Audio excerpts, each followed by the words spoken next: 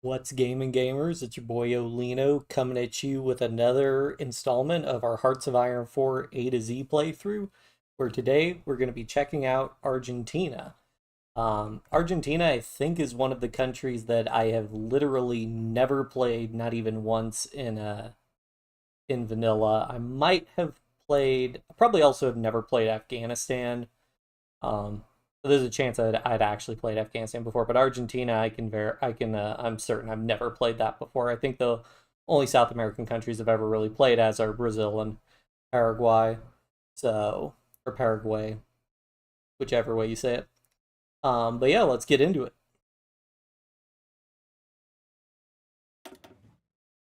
Uh,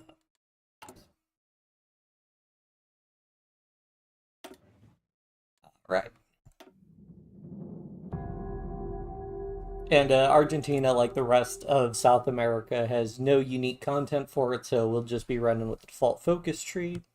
Let me go ahead and grab the URL for the stream. Share that.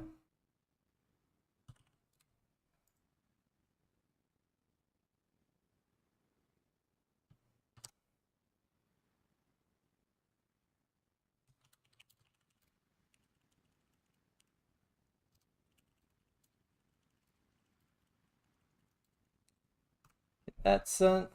And all right. Now then, let's see. I'm actually curious about what the Argentinian industry is like. So 12 civilian factories and 3 military factories, 1 dockyard. I mean, not great, but we're a good bit better off than Afghanistan or Albania at the start in terms of factories. So let's see. I'll go ahead and I always like to just go ahead and queue up max infrastructure. Um, even if that's not what we're really going to build. I'm surprised we're building fighters. Um, Pro tip at the start of the game, if you assign factories to existing production lines, you start with max production efficiency, and you can deallocate factories. Like for example, we can delete this production line because we don't really want to be building fighters right now. If we cancel this, then we still get that max production efficiency or almost max production efficiency um, reallocated to, again, an existing production line. So that's pretty great. Um, yeah, so we'll just build infantry equipment for the time being. Can never have too much infantry equipment. Uh, Go ahead, run through, grab, do some basic research. Only 2 research slots, which is kind of unfortunate, but again, we can get 3 research slots via our 2 extra research slot focuses and via technology sharing. I actually wonder, some other focuses cap you can't get more than um most countries are limited. They don't let them get more than 5 research slots. The US is like one of the few countries that can get to 6. I don't know if any of the default focus tree countries start with 3 research slots and are able to get 6. Um, no. Anyways, we'll go ahead and add political effort because we're going to want to flip ideologies pretty quickly. We are going to mix it up. Instead of joining Comintern this time, we are going to go fascist and join the Axis, which will present some unique challenges for us that we haven't had to deal with so far, mostly because of our proximity to America. But yeah, and we'll go ahead and just build convoys for now at the start. Um, the production efficiency hit are we taking? Minus 3.3. I mean, our convoys are going to take a pretty serious hit, but dockyards also, unlike military factories, dockyards are always at 100% production efficiency. That doesn't change minus whatever your lack of resources penalty is. So those are really not as big of a hit relatively. We could even create an intelligence agency. We've never been able to do that before. I guess oh wait, no, we did as Afghanistan. That's right, because we made operatives for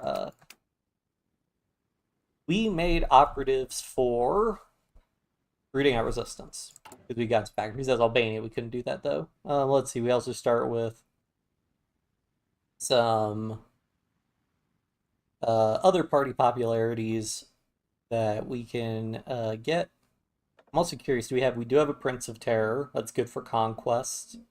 Um, Demagogue, otherwise pretty generic stuff. Um, yeah, all right, so what are we doing with our arm? We have a navy at the start. We do have a little bit of a navy at the start, so we'll go ahead and merge that all up, and we will go ahead. We may as well just have that um, exercise a little bit. Uh, I mean, we'll run out of fuel pretty quickly, but should be fine, and we'll go ahead. Yeah, we already have that assigned to repair. What else do we need to do? We start with trains researched. I'm always curious what certain countries start with research. We do start with trains research. Do we start with artillery? Start with artillery and AA. Neat. And of course fighters, because we were producing those. Change our equipment priorities. We should have all core. Yeah, we're all core territory. All right. Oh right, we're gonna want to change this. We want civilian factories or military factories for now. I think we'll build another civilian factory for the time being. What does our infrastructure effort give us? Do we get in Pampas and Tucumán, however you pronounce these? Um. Oh, but we already have Mesopotamia. Huh. Okay, so this state will get an infrastructure slot from the focus we do, so we can go ahead get a civilian factory. They're right there, move it up to top priority, and we'll just work on that for the time being. We should be able to be pretty offensive, so we don't really need to worry about building fortifications or anything right now like we did with Albania. That could change in the future, but for right now, we'll just run with this. Yeah.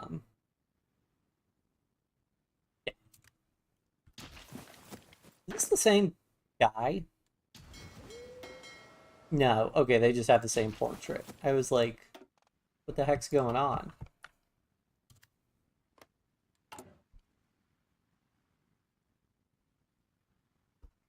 And then yeah, you can see we're losing fuel because we're training our fleet, but we're gonna get some nice naval XP early on, which will be nice. Which will be a nice to have. Go ahead and start on our naval doctrine because Navy will actually be important to us for once. Um, but yeah, and then we'll generally, so you can see because of the Monroe Doctrine, like every country in the Americas starts with a guarantee from the U.S., which actually means that if you're two countries are guaranteed by the same country, they can go to war with one another, and that won't call the other country in, which is a nice feature, something we will definitely be taking advantage of. All right, we'll go ahead and stop with our naval exercises for the time being while our fuel recuperates. We could import oil, but I would rather get the additional production out. See what kind of troops we got. Mountaineers. So we will want to keep the Mountaineers. We'll go ahead and convert. Let's see, just regular 18 with infantry, 18 with cavalry, small Mountaineers. Okay. We'll go ahead and switch the cavalry to a infantry division, and we'll smaller. So Uruguay is very small. Uruguay has more factories. And they'll probably do the default focus tree, so we'll probably try and nab them first. I mean, we're not going to be able to do that for a while. We'll need to flip ideologies and everything, but that's a good number of factories for them. I didn't realize they started with like 5 civilian factories.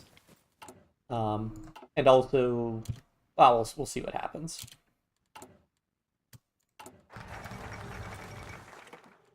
Political effort to collectivist ethos. This time the reduced daily democracy support will actually be useful for us. And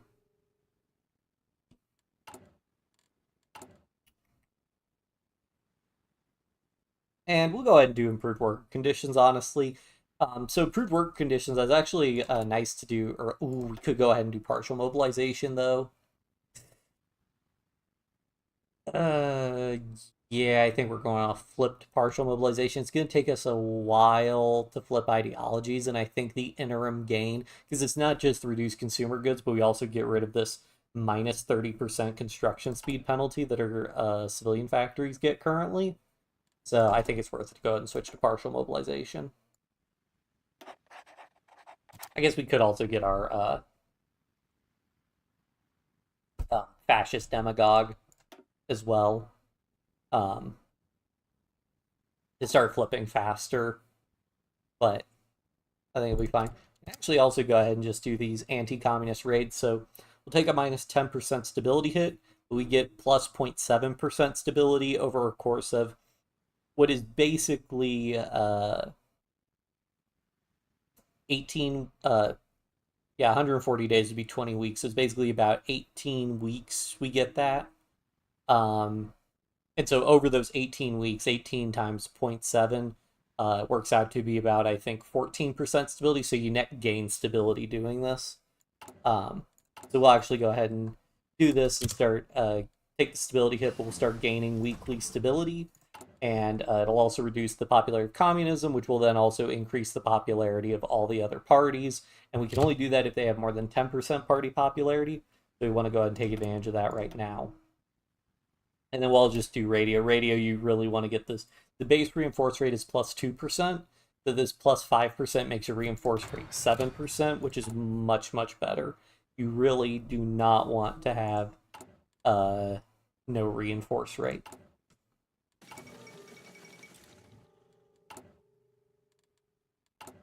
Another thing about building civs early is that that's not gonna. If we were building military factories because we have so few resources, um,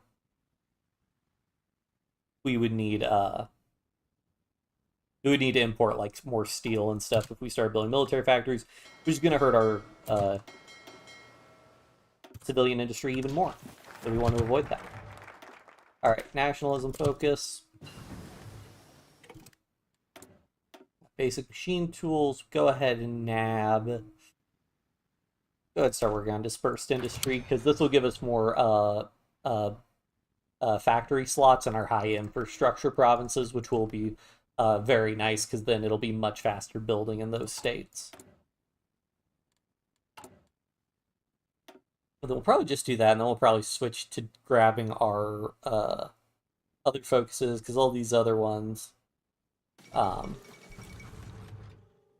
We'll start grabbing our industry focuses because these other items aren't going to be hugely important. We'll save up for the fascist demagogue, and then we'll get should be able to still do improved work conditions. Yeah, we'll go ahead and do that as well once we have the political power.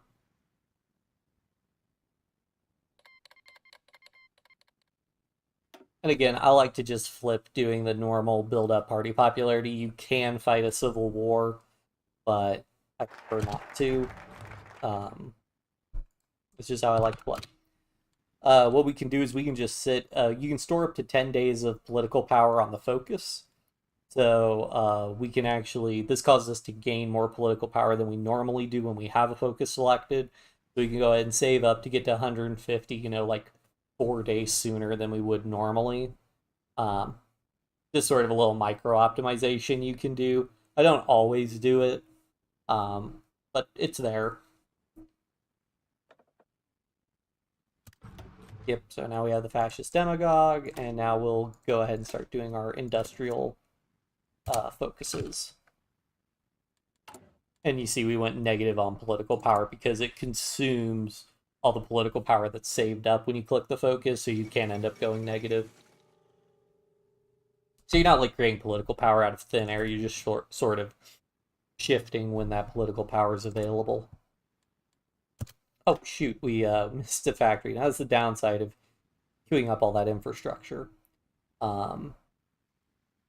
Which actually is building in the state, so I guess once that's maxed out. Also, does infrastructure benefit from existing infrastructure? It does.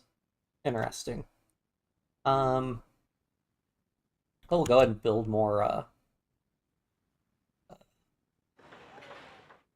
build more civilian factories, I guess, for the time being. I was not expecting that to get built so quickly.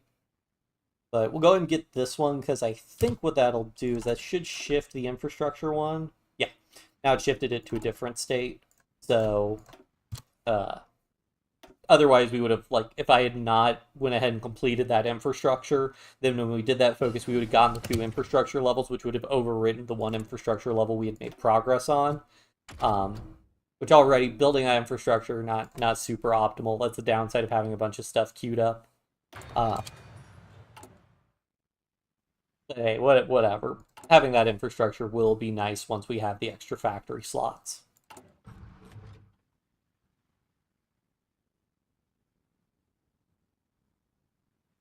Alright.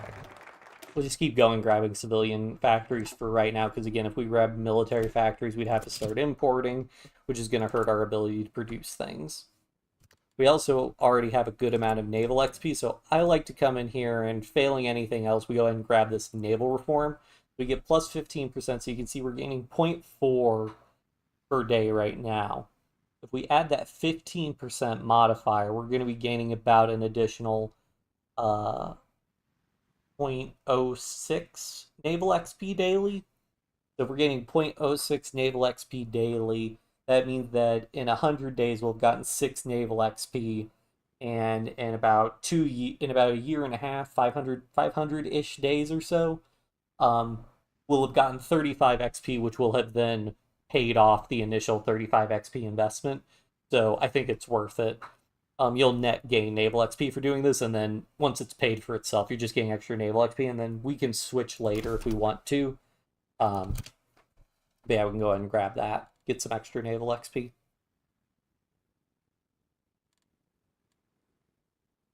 And then we'll want to nab our doctrine. We're going to do base strike again, because if you guys haven't, even though we haven't really done any naval stuff yet, I do really like base strike. Oh, and then, yeah, we're going to have to start spending our political power. I think we're still fine right now. Go ahead and invest it in getting improved worker conditions going. So ups our, reduce our factory output, ups our consumer goods, but we'll get some stability faster, which is good because, you know, you take stability hits when you're at war, go figure, and you really, really do not want to get below 50% stability. Dispersed industry is more expensive than improved machine tools in terms of total research time, so we'll go ahead and research that with our 100% bonus. Oh wow, we got a big fascism buff. We can actually sit on this event. You can sit on events for about 2 weeks or so. So we can actually wait to click. I mean, also it doesn't matter. If we just let this manually time out, we'll get the 10% fascism either way. Because basically we wanted to spend more time accumulating faster party popularity. Because as the party gets more popular, we gain party popularity at a slower rate. Alright. Construction effort 1 done. Construction effort 2 is on the way. And then we need to save up 75 political power to open up political discourse. And we need another 100 political power for the referendum. What's there, about 50% party popularity?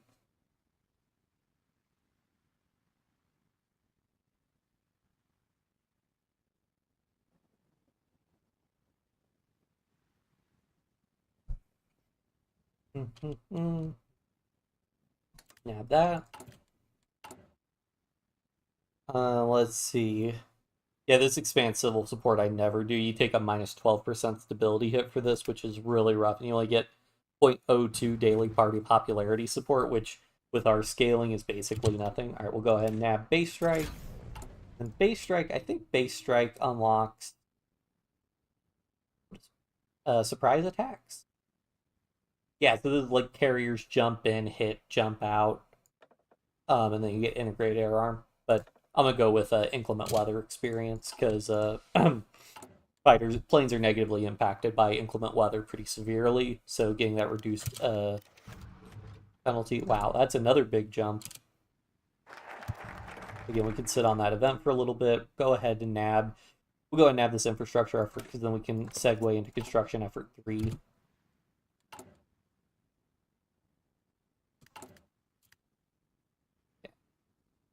All And then I think we took a little bit of stability hit from that, but that's fine. Go and grab improved machine tools.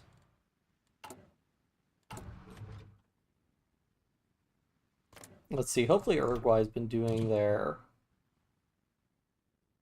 Did they spend... I think they converted one of their civilian factories to a military factory. Just can't trust the AI. We don't even need to worry about doing discredit government to get the extra 10% jump because we are almost there to over 50% fascist party popularity.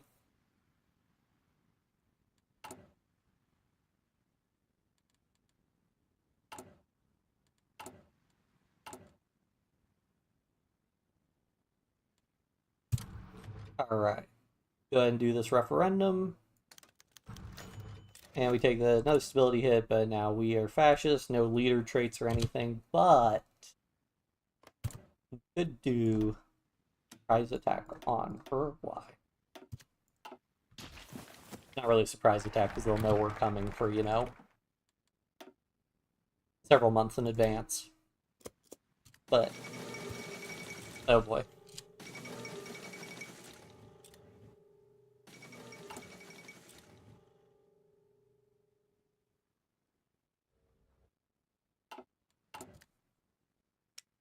Go ahead and actually start building some artillery. Because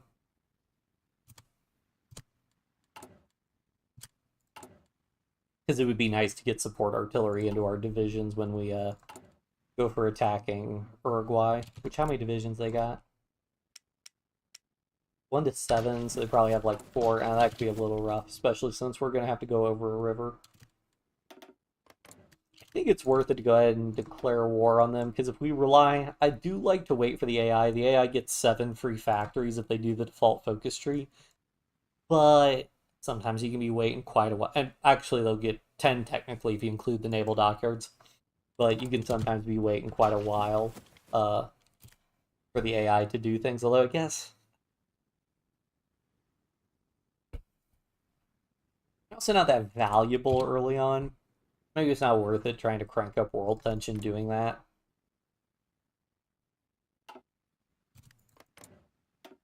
But it would be some factory. Oh, okay, so they did... Okay, so they have gotten some civilian factories. Yeah, we'll go ahead and start the justification. Also, they're also going to have like an extra 240 days. That's enough time for them to do an additional like 3 focuses, maybe 4 focuses. So hopefully, I think the AI usually do their industry focuses first, but it can be inconsistent. I think we're just going to go ahead and convert. Honestly, these Mountaineer templates are not very good because they're so small, so I think we're just going to convert everybody to our infantry templates, and we're just going to go ahead and train up some more divisions.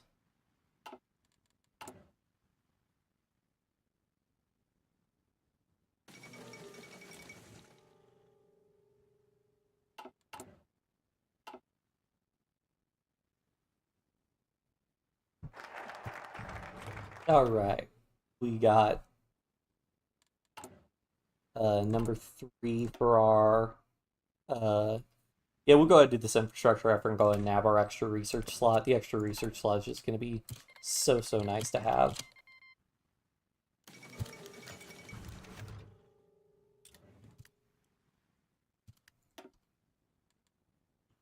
Oh yeah, we can go ahead and queue up even more civilian factories to be built. I am being pretty aggressive building the... go ahead and get the next tier guns. I'm being pretty aggressive building civilian factories, but it is really nice to have lots of civilian factories. The more civilian factories you have, the more factories in general you can build. And also, once you stop building civilian factories and switch to building military factories, you're basically constantly losing civilian factories because unless you're conquering a bunch of people with civilian factories, you're essentially constantly losing civilian factories on account of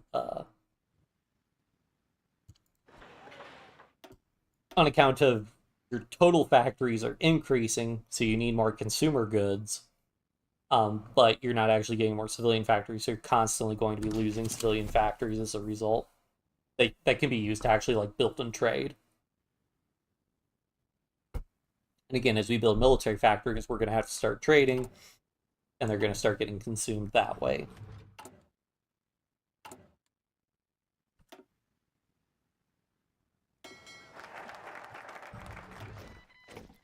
Infrastructure effort, we'll go ahead and have our extra research slot.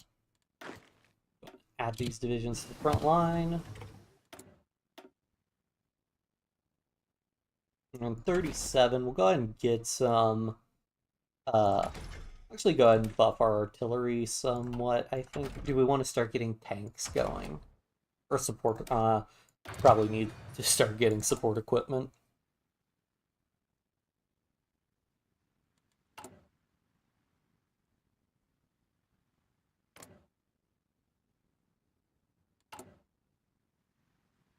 And then we want to save up for, want to save up because we can go ahead and switch to war economy soon,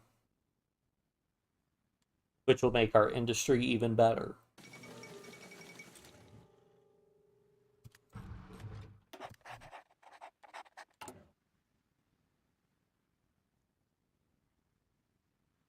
Yeah, and then we also get a, that gives us a construction speed bonus to building military factories. Go ahead and add more of these guys to work on guns, but we're also going to need to start upping our conscription law and stuff. Uruguay should be pretty easy to beat, but we are going to need to get more serious if we want to, say, conquer Brazil or something. What else? Where's the artillery? We'll go ahead now. We'll buff our support weapons. I don't know how much artillery we're actually going to be able to field.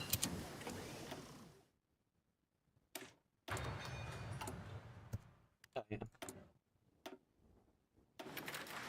Upgrade that. How much of a production efficiency? We'll go ahead and start importing steel. Since we're going to side with the Axis, we'll go ahead and import from Germany.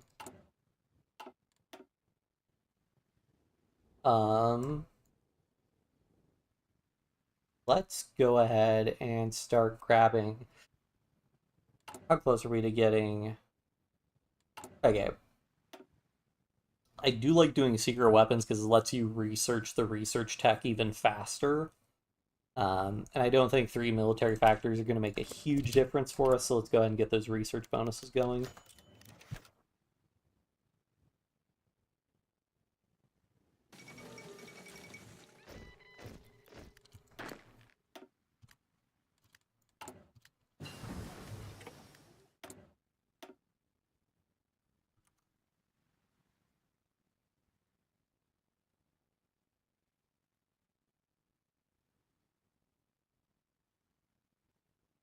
Alright, let's see.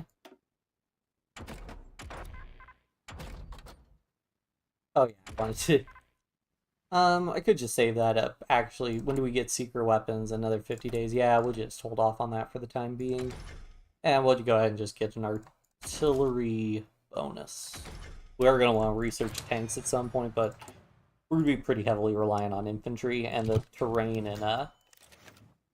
in South America isn't necessarily favorable to deploying a lot of tanks anyways. So...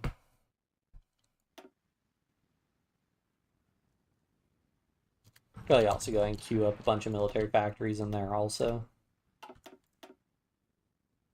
I'll go ahead and nab inclement weather, and we'll go ahead and nab integrated air arm. Not that that's really going to matter too much. Could also start designing warships, but we're probably going to want to research some of the naval techs before we get super into designing warships. What's something else? I thought there was... oh yeah, 100 political power. We need to get an army guy. Ooh, and we have an army offense guy.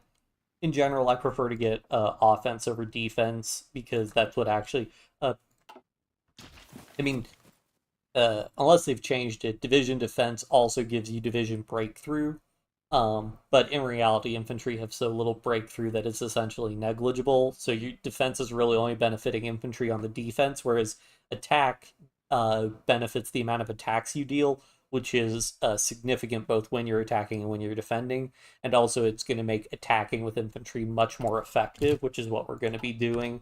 So in general, I prefer to get... like, defense isn't bad, But I generally, whenever you can get attack bonuses, I try to get attack bonuses, unless you're getting like a pretty big bonus to something else. We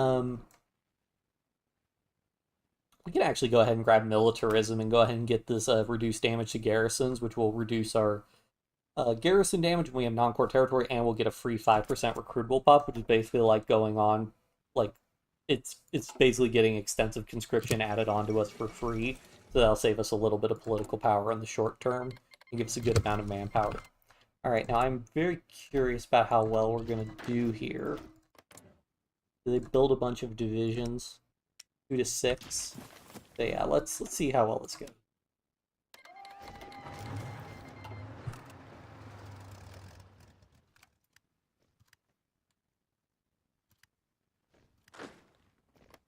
These are all plains provinces, so they shouldn't be too hard to hit. So I think we just go ahead. I'm just going to go ahead and send. Try to avoid grabbing the divisions that have low organization. We'll go ahead and just attack and just see how this goes. Again, he's only got one division, so we're going to do a good amount of damage to him.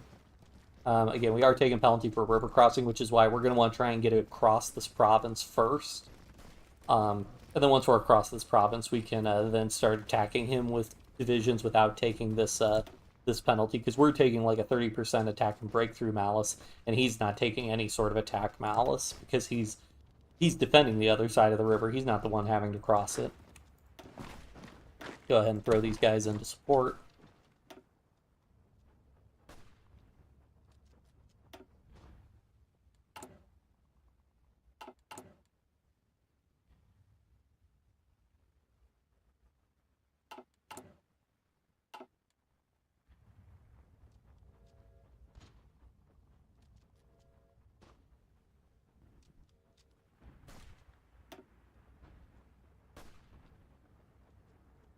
And I've almost broken through. Let's see what the casualty numbers end up being. Yeah, oh, so he took some heavy casualties from that. All right. Now we could go ahead and we want to... Yeah, so we want to make sure we're leaving at least one troop behind when we sort of manually do these movements. We can go ahead and move like this. Hopefully he won't get to redeploy his front line, and we can go ahead and grab... Okay, well, I think that might be the division we just broke. Yeah, it is the division we just broke, so he hasn't had a chance to recover a whole lot of organization. So he'll be pretty easy to break again. And we're basically, we can just keep marching. I mean, I think if we take his capital, he'll immediately capitulate.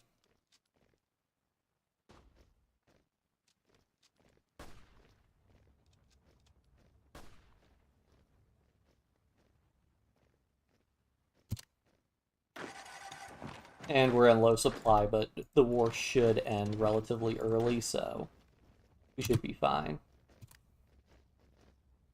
Actually, tempted to see if we can just encircle his entire army here, but we'll just keep moving. Keep our eye on the prize.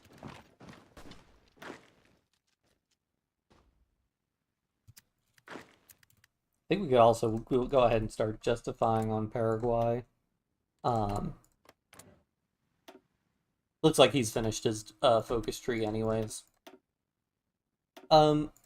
We'll actually wait until we capitulate Uruguay. That might jump world tension up enough that, is this guy getting the multiple... Ooh, he is getting the multiple combat penalty. Well, that's pretty rough. Pretty rough for him.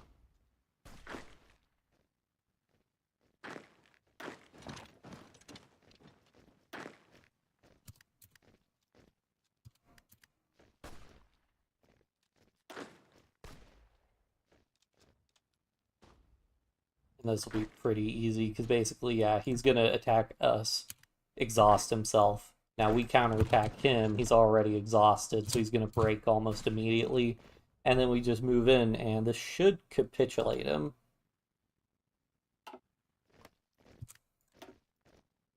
Yep. And there we go, we took Uruguay. Ooh, they have a fleet? Oh, well then let's go ahead. Yeah, let's definitely take their fleet. And now we will fully annex them. If you annex them first, I don't think you get the fleet, now that they added the surrender fleet mechanic. And then that, yep, that should be everything. Confirm and exit. Hooray, we got one ship. Well, hey, one ship's better than nothing, you know. Actually, that was kind of dangerous having our fleet exercising while we were doing that, but oh well. Um, let's go ahead and create an intelligence agency. Um,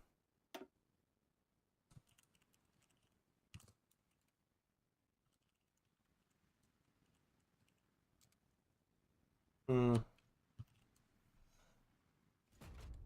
uh, okay, now let's see. We really didn't contribute to world tension all that much. All right, well, we'll start justifying on Uruguay. As world tension goes up, it gets cheaper to you can justify war goals faster, but that's fine. I I hope we have enough supply to be operating out in the jungle. Ooh, we actually have a pretty good supply hub network. That's pretty nice. Some countries, their supply hub networks are pretty terrible. But we do need trains.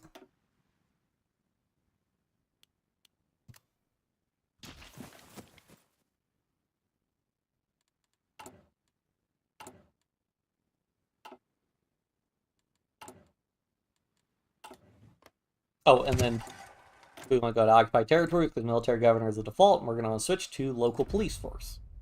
And we're also going to switch to our cavalry template because it's just more efficient. Uses less manpower, uses less equipment, because cavalry have more suppression than infantry.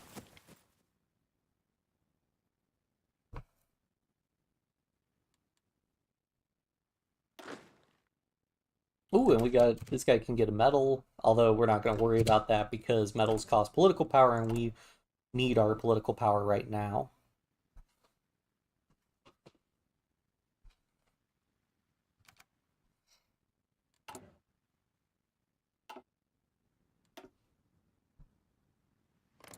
Chile is probably going to be more significant. 2 to 7, I mean, we build enough divisions, and we're going to have a really big front with Chile. So, Brazil's going to be the more significant, but even then, 3 to 10, like, the South American countries really don't build that many divisions. I mean, I think Brazil builds a lot more if they join the Allies. But, oh well. Yeah, we'll go ahead and start getting our research speed bonuses. Now we got weapons, we got militarism. We'll get another 2%, but we're not really in a huge rush for that. Let's go ahead and get our army effort. And then let's also go ahead and add support artillery to our divisions. Get us, again, about a 22% increase to our soft attack.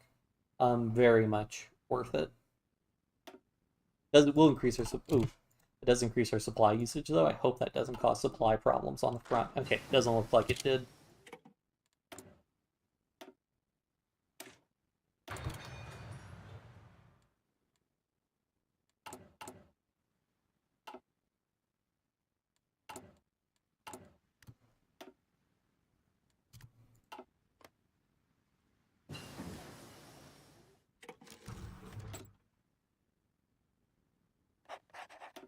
And once again, we set up to root out resistance, which should get our resistance target. Yep, now it's only 10%.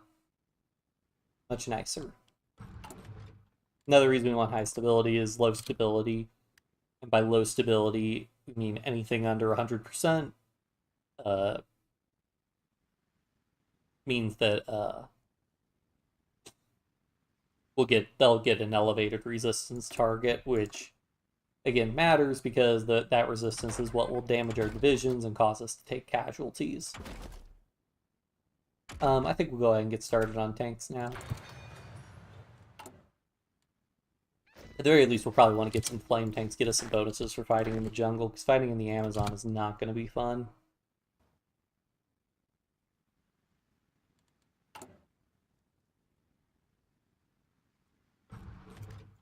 Go ahead and also queue up max infrastructure.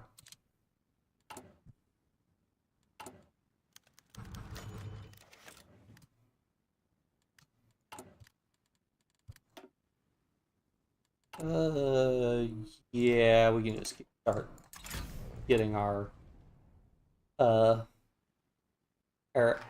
those bonuses, the naval doctrines. And we'll just keep doing armament effort, and then we'll probably grab naval effort, and then we'll work on getting like army effort and the rest of the stuff. Um,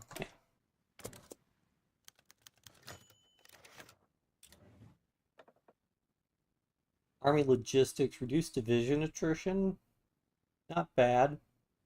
Recovery rate, also not bad. Night operations penalty, all pretty decent. I think we'll probably want to get a military theorist though, so we can get our doctrine pretty quickly.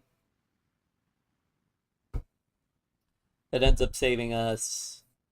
So I'm thinking we're going to do superior firepower because this will buff our support companies pretty significantly. So 1, 2, 3, 4, 5, 6, 7, 8, 9, 10 to 10. So a minus 10% saves us about 100 army XP.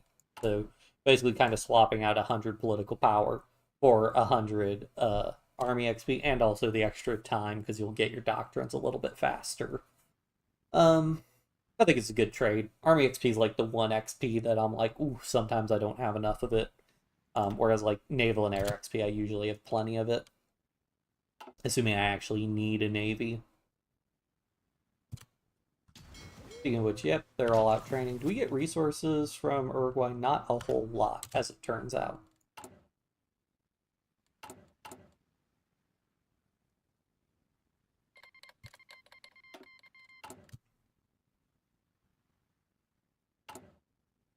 How much longer we got on our justification? About another, like, 3 months or so.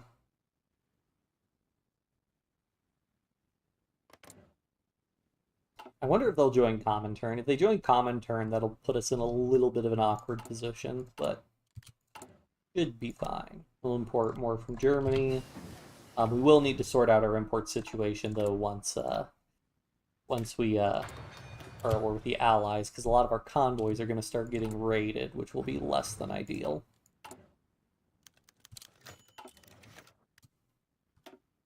Oof, and now we're taking supply problems. So we're only taking 0.6 attrition, so it's not too bad. So I think we'll just eat the attrition penalty for right now. Well, also, let's see. State is Austral, so we can actually also prioritize that infrastructure because infrastructure will give us a little bit of supply. So if we upgrade the infrastructure there, that'll improve the supply situation ever so slightly. But we are going to want to research trucks. Unfortunately, I would like to take advantage of this 300% bonus here. So we will hold off on that for just a little bit longer. Go ahead and research engineers and get us towards, because engineer 2s give us flame tanks. We'll go ahead and research that.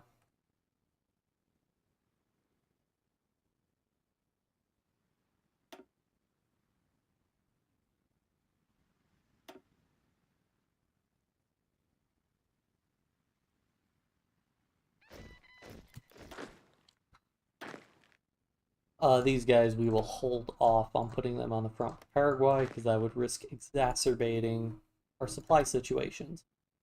We'll just promote this guy.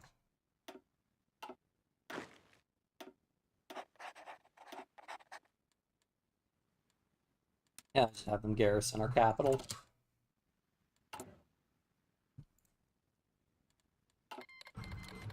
There we go. Alright, and it doesn't look like... it's 10, I mean, not a not insignificant number of divisions.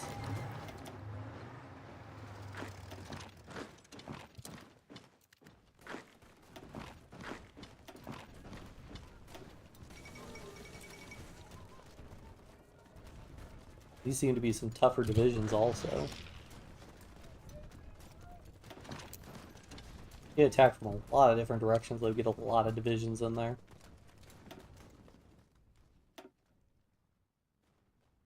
Yeah, we'll go ahead and nab superior firepower. Grand Battle Plan and Mass Assault would both be nice for the reduced supply consumption, but you just get so much attack from superior firepower. And the neat thing is this capital's pretty close. Also doesn't look like this state has a victory point, so we can get enough forces just to hit his capital. Um, we could end this war very quickly. A lot of these guys attack just to lock up those troops, just to make sure we can actually move our troops in. Hopefully they can stay in combat long enough. Okay. I'm not sure that actually did anything, but oh well. Now he's attacking us, and he's going to take quite a bit of damage. Looks like he's keeping his troops parked there. How many divisions does he have there? He has quite a few divisions there, so we're really going to want to get more divisions in to attack him. So we're really going to want to try and take this province then. Because then we'll be able to attack from more directions and get more troops on the front line. And our supply situation here is also just not good.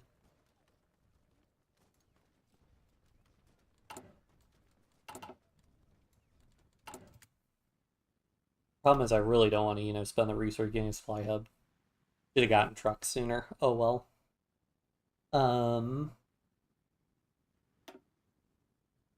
build another civilian factory here.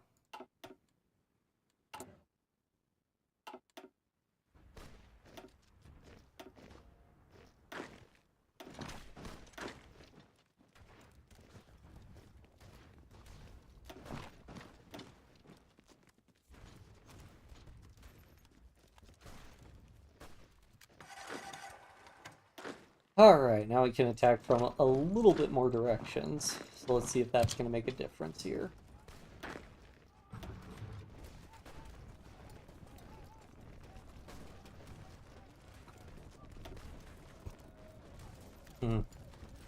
Does not look like it.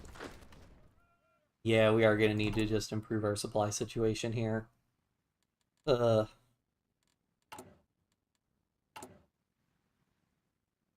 guess it build a supply depot. I mean, problem is Susion's supply depot, but uh,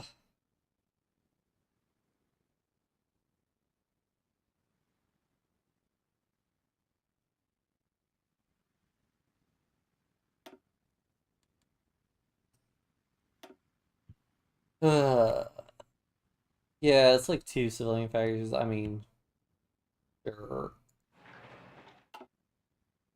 Do this, and also let's do, okay. So what we can do is we can also draw a fallback line, and we will just fall back out of these provinces so we're not taking so much attrition.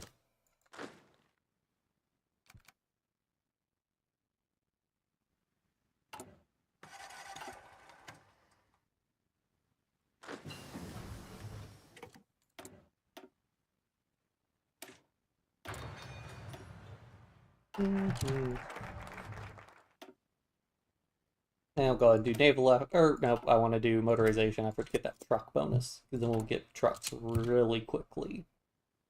Oh, and our stability is not doing great. Yeah, we're going to have to do improved worker conditions.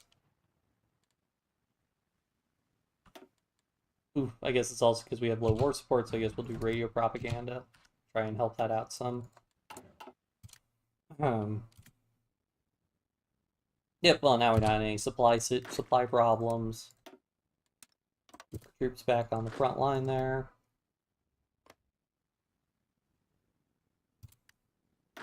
Draw an offensive line order. Even if we don't use it, we'll start to get a planning bonus, which will boost our attack.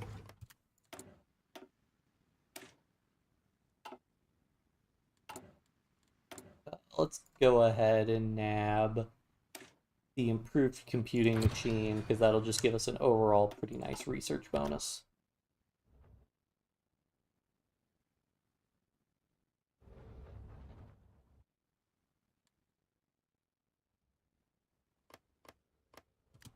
I wonder if we could bait him into moving out a little bit more. How many divisions has he got? He's got not that many. We'll go ahead and combine these guys with this group, and then let's see if we can actually just get a little bit. See if we can trick the AI a little bit. Only 2 divisions.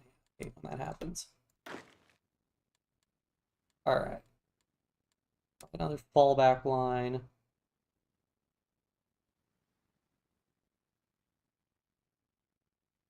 See if he'll fall for that.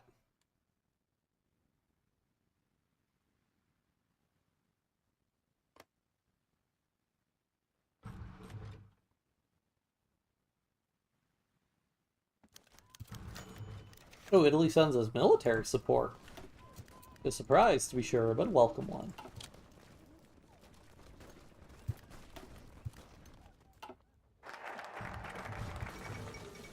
Well, he wants to attack us for some reason. I'm not sure why.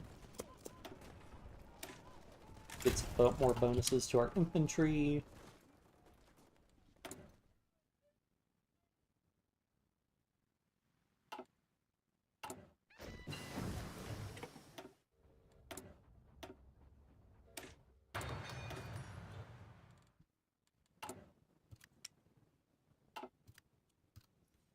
Okay, we have a decent amount of bonuses. Let's see, we can go ahead and start building some support equipment. So let's get like 2 factories on support equipment. Start building heavier infantry divisions. I don't know why our fighter template is oh, because we have actually I don't understand why this is deprecated or was deprecated. To kind of do light machine. Okay, yeah, it's not a very good plane. I'll just keep stockpiling infantry equipment for the time being and not worry about it. Oh, got an improvement to our knowledge here. Let's see. Fly hub's almost done, and looks like he's not taking the bait, so we'll go ahead and just redraw our front line, redraw our offensive order.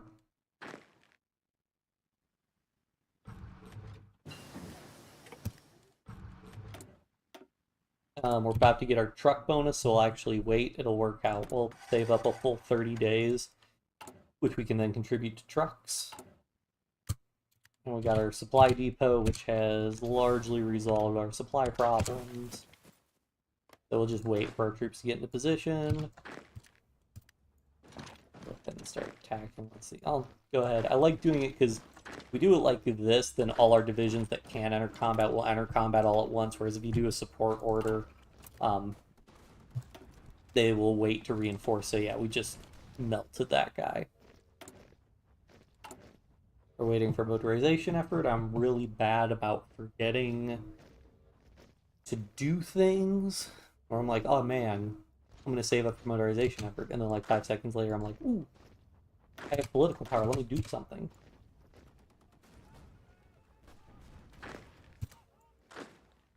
Okay, let's go ahead and attack this guy here.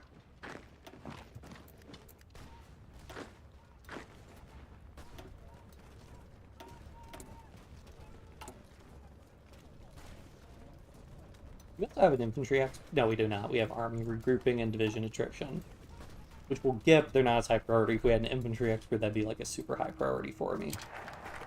All right, now we have a mechanized effort. Now we can go ahead and apply all these 30 days of research to our truck. We're gonna have truck in 18 days. That will be very nice. Let's go ahead and get these extra dockyards.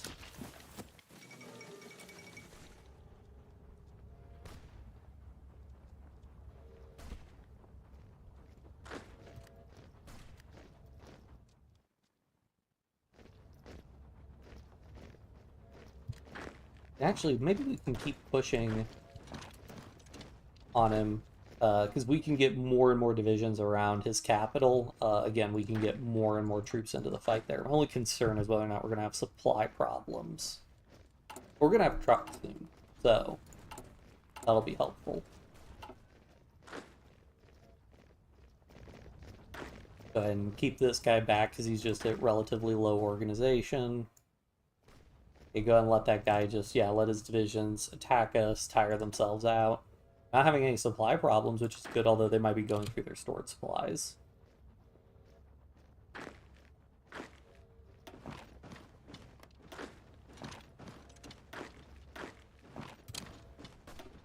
Alright, yeah, now we're getting a bunch of divisions into the combat here.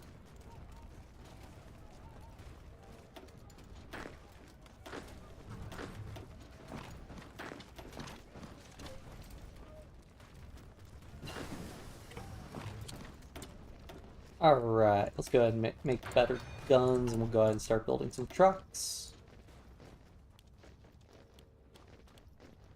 Go ahead and assign 3 factories to trucks.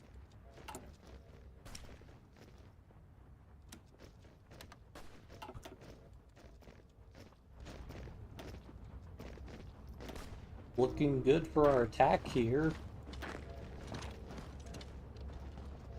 And will he capitulate? Yes.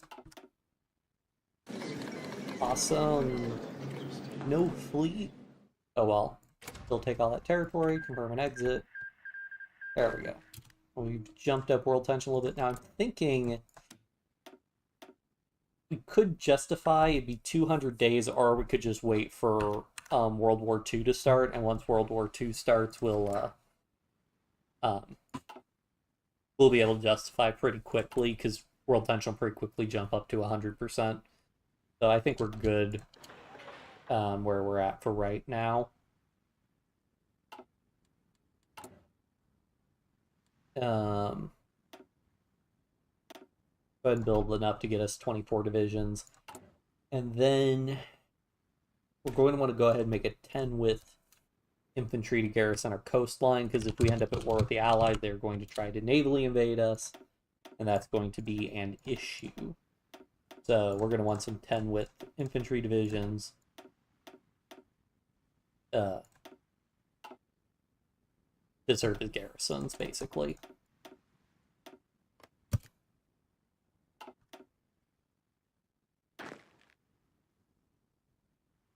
I think Chile is going to be our next target,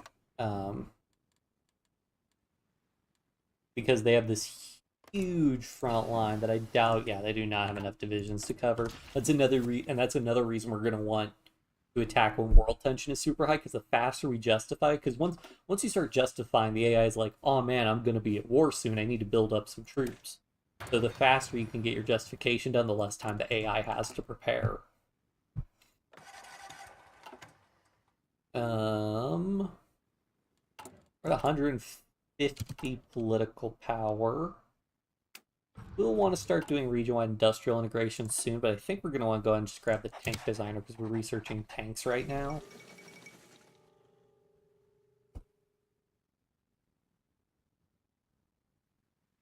Hello. Surprised somebody's tuning in, but I guess I just had the urge to stream middle of a weeknight.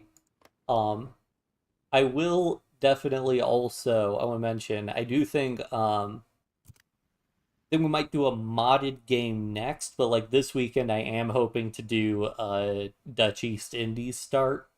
I was reading a little bit about the uh, Indonesian the Indonesian Independence War, which was pretty crazy to read about. That like after World War II, the Dutch were like, you know what we want to do, guys? Invade Indonesia. Um, and just reading about that whole mess, but that definitely got me in the mood to play a Dutch East Indies game. Although getting independence as a, I don't think I've ever really played needing to get independence as a puppet, so that will be interesting to do. I'll probably just do it like the normal autonomy way if possible. I generally prefer to avoid doing wars if I can to achieve certain objectives in game. But yeah. There we go. Start supply problem.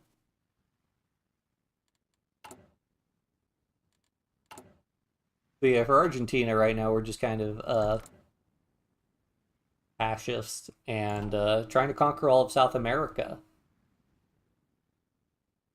Which people might have something to say about. But we'll get there when we get there.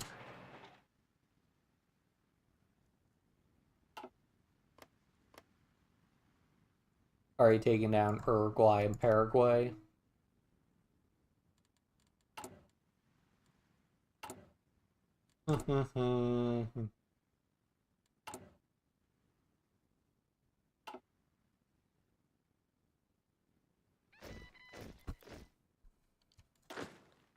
These are our regular infantry, so we'll go ahead and just add those guys to the front line.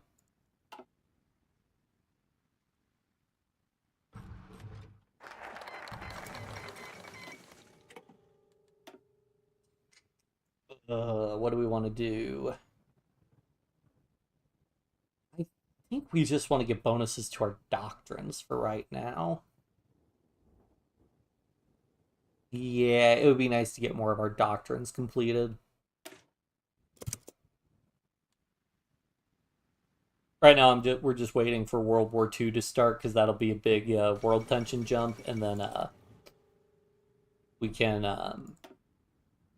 justify super quick. We should be able to justify relatively quickly. It might still be like 100 days. I forget how long a world tension. I forget how long justifications take once you're at 100% world tension, and assuming there are no modifiers at play. Like I think like this foreign subversives activities efficiency that increases the time it takes to justify war goals. Um, so yeah.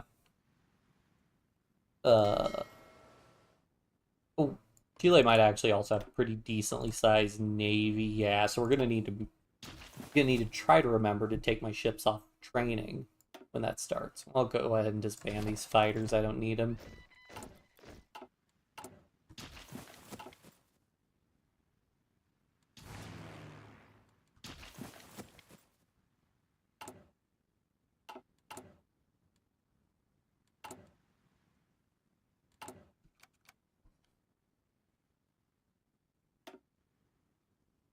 Go ahead and also, I guess, queue up max AA, because if we are at war with the Allies, they're probably going to try and strap on us, so AA will be helpful. I think you might also get a little bit cheeky with it. You know what? I'll go ahead and prep this. Well, first of all, let me connect these railroads. One of the things I'll do to get a little bit cheeky is, I guess we could just use this naval base. Yeah, that'd be fine. Um, we'll see if we can bait the allies into doing a naval invasion and trapping them in a kill port. Um, if we can, that'll steadily weaken them.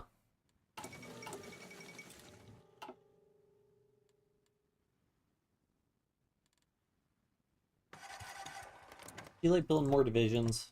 Yeah, they are starting to build more divisions. It'll be a war soon. Okay, so hopefully I can do this because I don't like microing that. I like to just take the field marshal and do that. Um, don't quite have enough trucks for that, but we'll get there.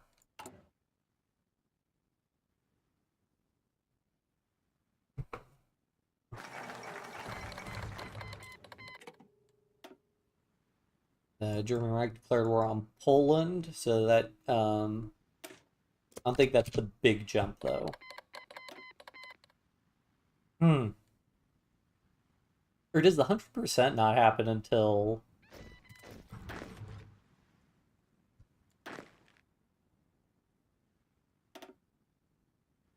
The 100% might not happen until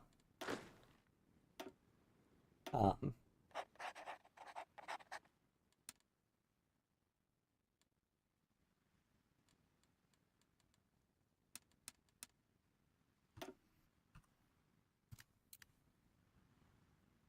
the war with the Soviet Union. Maybe it's after France capitulates. I'm not sure. I could go ahead and I'd rather not spend all that time on that. Actually, how long would it take to get atomic research? 250 days, and we also still get a 4% research bonus. So let's go ahead and do that.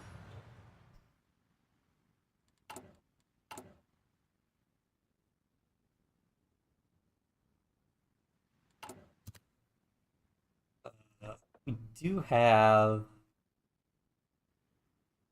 Oh, we want to grab Prince of Terror, get that reduced damage to garrisons and the extra non-core manpower, so we'll go ahead and nab that. Fall of Warsaw, pressure towards Benelux. Maybe it's after they declare war on like all the Benelux countries. I don't know.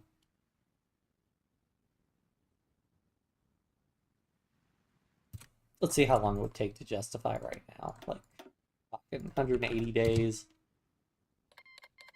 Yeah, okay, so there is a jump as they declare war on, like, all the individual allies.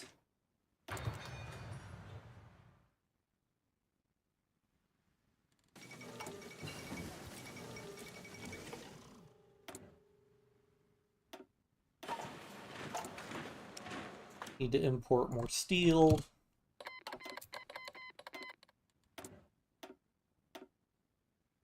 Belgium joining the allies.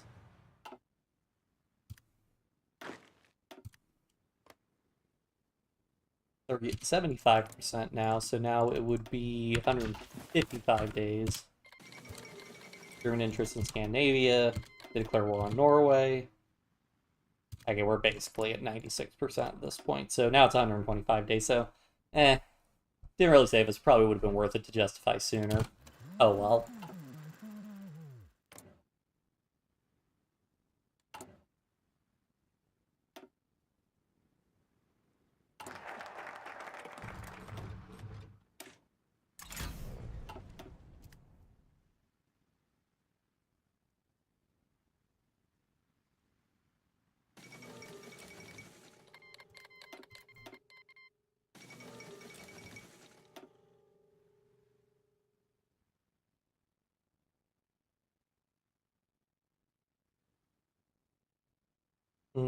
I guess we'll go ahead and work towards this, because if we join the Axis, we'll be able to get an extra research slot, would be nice.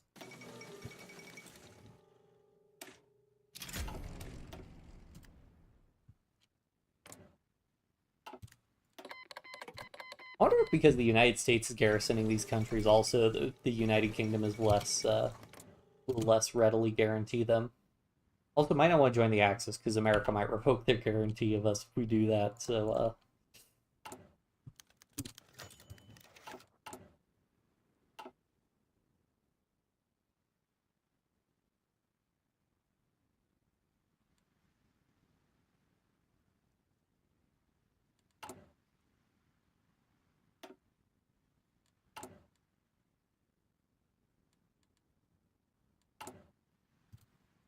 go ahead and start grabbing some air XP. Air XP is always nice. We will want to build some planes. Planes are really good when you have like a really tough like province you need to crack. Um,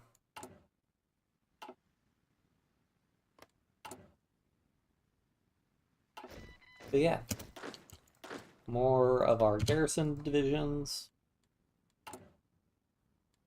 For manpower, we got 12 million. Eh.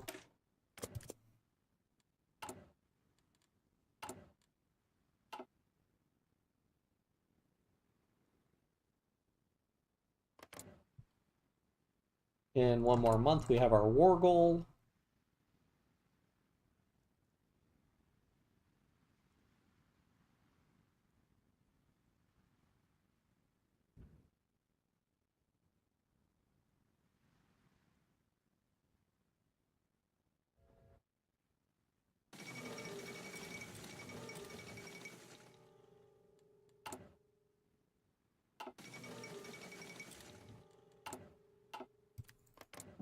About to get our war goal, so we need to take our fleet off of training so they don't get annihilated by the Chilean fleet.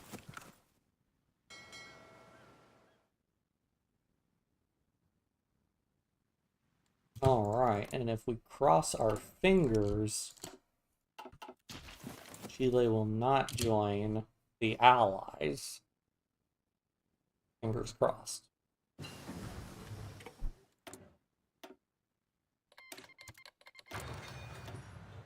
Yay.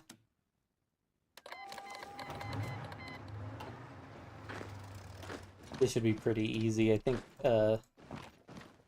Santiago's the main place, which he has an actual fort in. I wonder if that's there at the start or if he built that.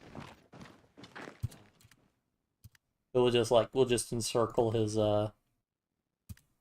capital here, and we can just freely move into a lot of his territory. And encircle a lot of his divisions. Interesting, we got an invitation to the co-prosperity sphere.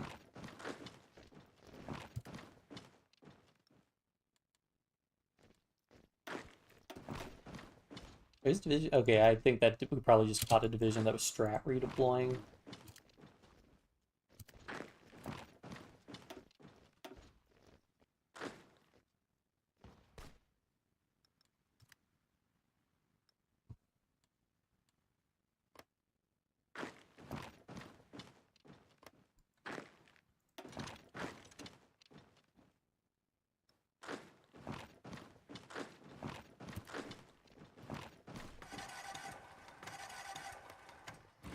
Alright, now we're going to encircle Santiago. We'll go ahead and start attacking it. Only one division. He's going to have a bad time. And our guy started strat redeploying, so he took big org penalty, but still fight for a little bit. Oh, want to grab that. I think that's one of his, probably need that in addition to Santiago. Yeah, and he's encircled, so he gets a pretty big attack mouse, and he's also getting into low supply, which is a little weird, because supply flows from his capital. Maybe because it's disconnected, his supply center moved. I don't know.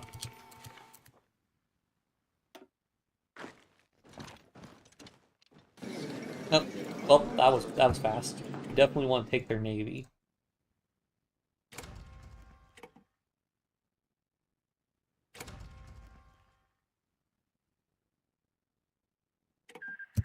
Alright. I think we got a pretty big buff to our navy from that. Got some capital ships, which I don't think we had capital. Oh no, we did have a capital ship before.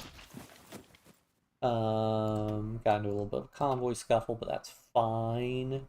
I think we're probably good to justify in Bolivia. Now the problem with Peru is that Peru, I think, is actually liable to, Peru might actually join the co-prosperity sphere or something, which could cause problems for us, but we'll deal with that when we deal with it. Oh, they have no, I can't really talk. I have no supply hubs down there either. Alright, cool. Well, these will become available soon.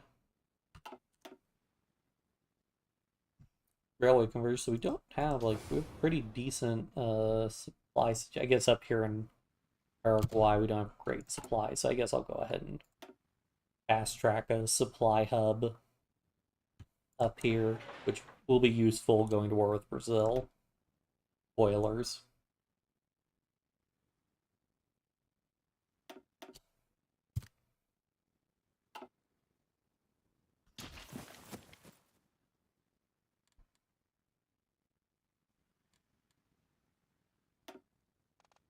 Artillery specialist, interesting.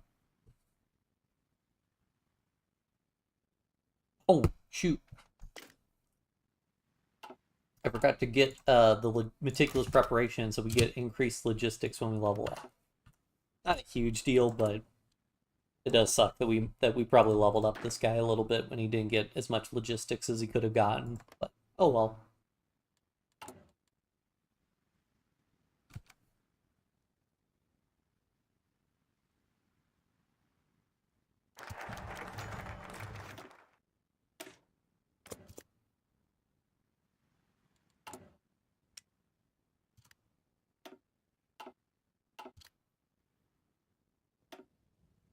How are we doing on our garrisons?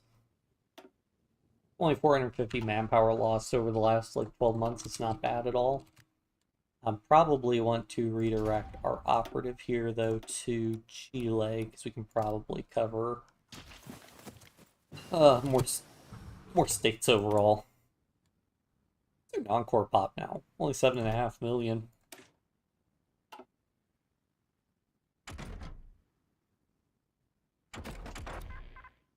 Oh man, what the heck did I use my other secret weapons bonus on? Did I use them on all three of these and then the artillery? Atomic research? Maybe. Oh well. Go ahead and get our industry bonuses.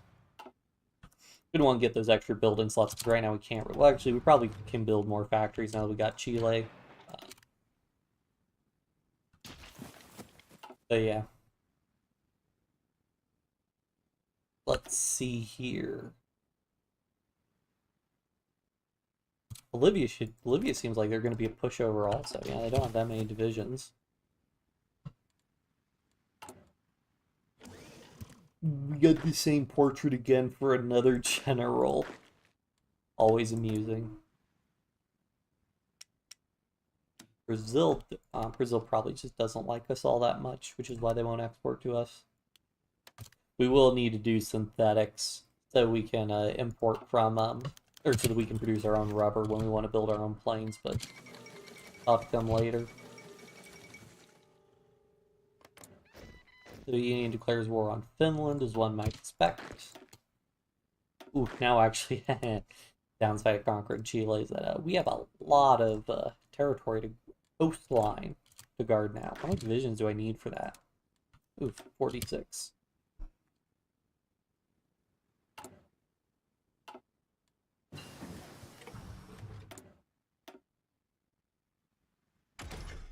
Go ahead and improve our artillery.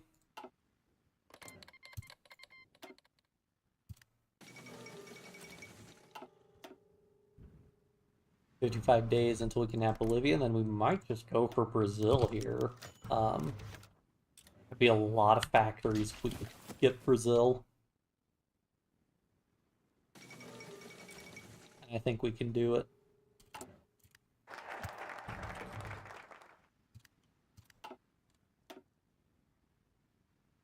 Question is if we can do it. Ideally, we do it before America joins the Allies, because even if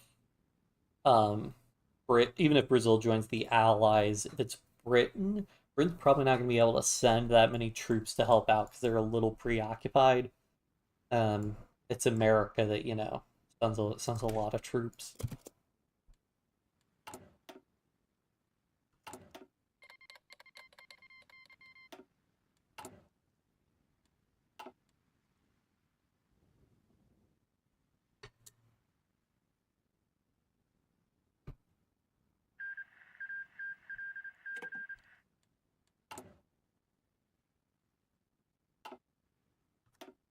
Because I didn't super need to build a supply hub up here, but it'll be useful later to help cover the front line, because I don't think Bolivia's supply hub is over there. So.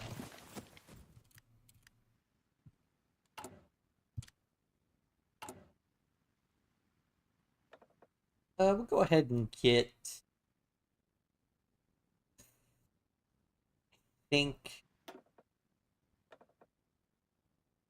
I'll go ahead and just get the aircraft designer, because we're going to start researching aircraft soon.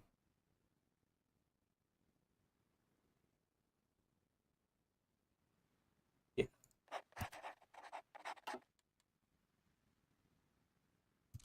We might give, we won't give these divisions medals. I don't believe that, since we have the generic fascist options, yeah, we can't give supply consumption. So, like, probably give, like, these division organization ones, but costs, like, 30, 40 political power is not really worth it right now.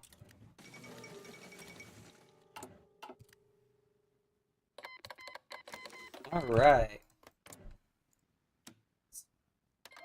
I think we could probably just get away with just doing... Oh, you just didn't put any guys here. Okay. We might just literally be able to take... I mean, he probably has troops garrisoning his capital. There's a chance he doesn't. And if so, I'm gonna laugh.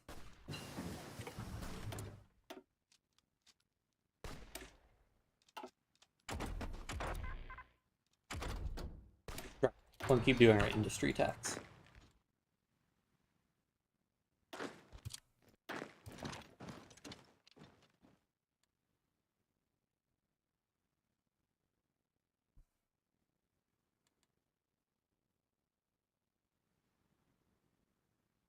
Honestly, I'm just gonna go ahead and start justifying on Brazil.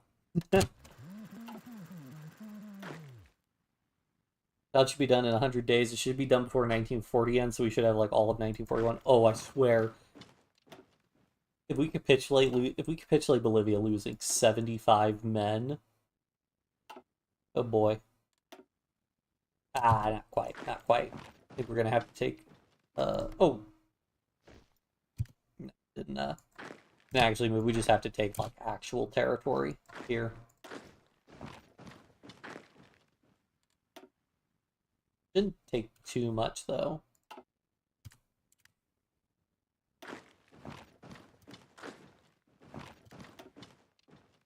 Yeah, 91%. All right, we'll launch an offensive. We'll go ahead and turn this down to carefully. But yeah, we should be able to knock him out pretty quickly and a lot like that. Yeah, that guy. I mean, that guy was going to get knocked out very quickly.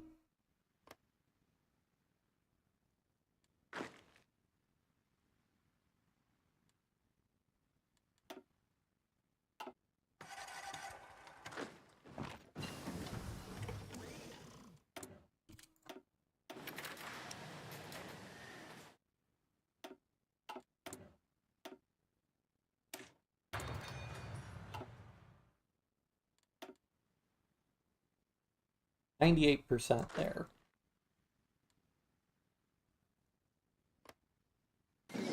And there we go. No fleet for us to take, but we can take everything else. In general, I'm fully annexing instead of puppeting, because then I get direct control of their factories. And I can start directly recruiting their manpower, and I think that that's overall better, personally, but there are other people that like to puppet. Another reason is I also prefer to reduce the overall number of tags in the game, because the number of tags in the game can cause problems for game performance. So, like to reduce that if I can.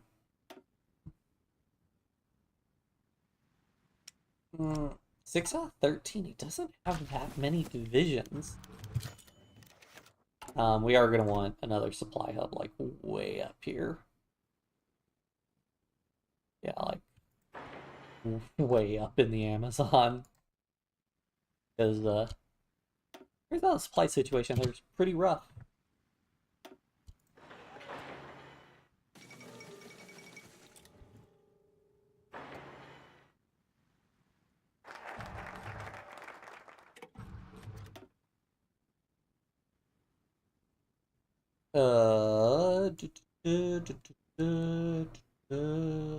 Equipment effort.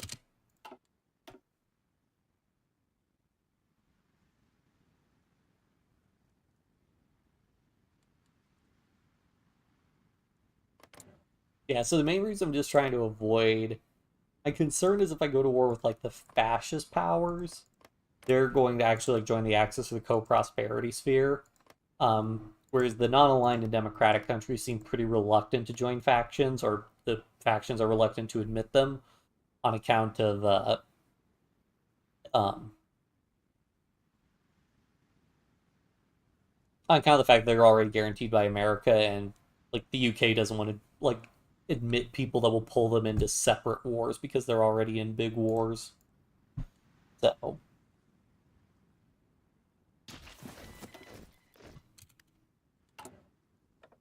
yeah. Industry liaisons for more air XP.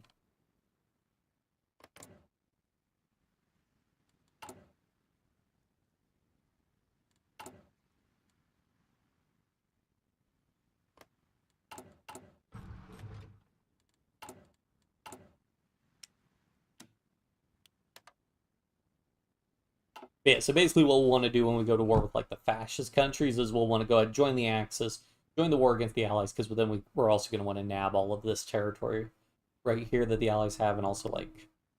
Oh, Trinidad's controlled by the United States at the start? Huh. Didn't know that. And then Curacao is also, or Curacao, however you say it, also controlled by, uh,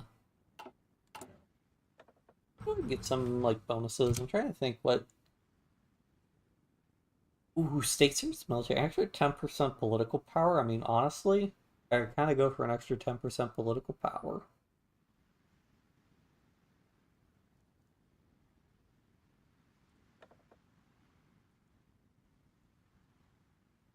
Yeah, I think we'll go and have, like, I'll take the extra 10% political power, and then I'll take the extra, I'll take victory or death, the reduced org loss when large.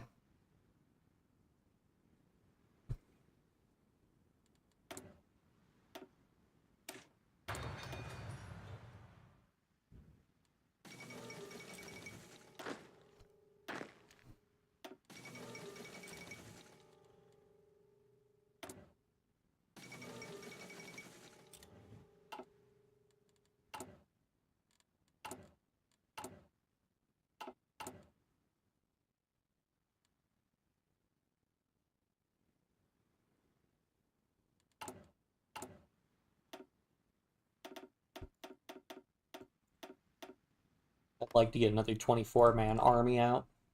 Be a nice to have.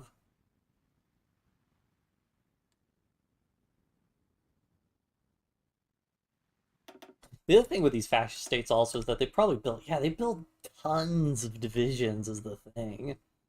Like El Salvador. Yeah, they got like, they have more divisions than frickin' Brazil does. And granted, I think a big part of that is their, yeah, Brazil's stuck on limited conscription, whereas if they did the, like, fascist focuses, they have, yeah, they're getting like an extra 7% recruitable pop, so they just have so much more manpower available, and I think the fascists are just coded to be more aggressive, build more divisions, so yeah. But yeah, so we'll try and nab Brazil, Colombia, maybe Panama, maybe. Problem with Panama is you have to do an amphibious invasion. But what we might do is, yeah, we'll probably just wait until, well, we'd want to capitulate the United States as quickly as possible. Yeah, I don't know.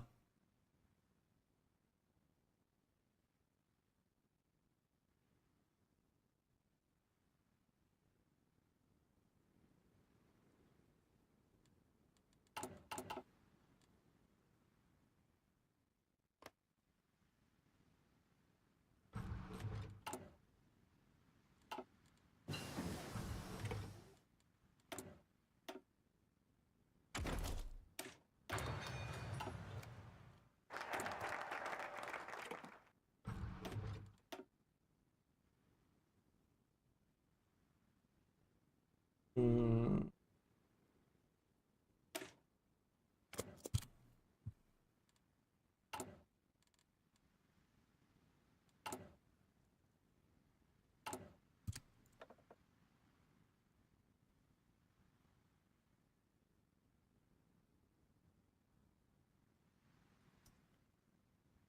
What do we do from here? I am Versa Wait, does this speed up justification? I think this guy speeds up Wargle justification. Forget if that counts as subversive activities.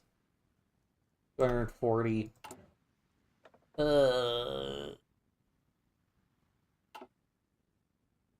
uh, where are we at in our industry ones? Oh, we're at the 1939 ones. Yeah, I'll get the 15% industrial research speed.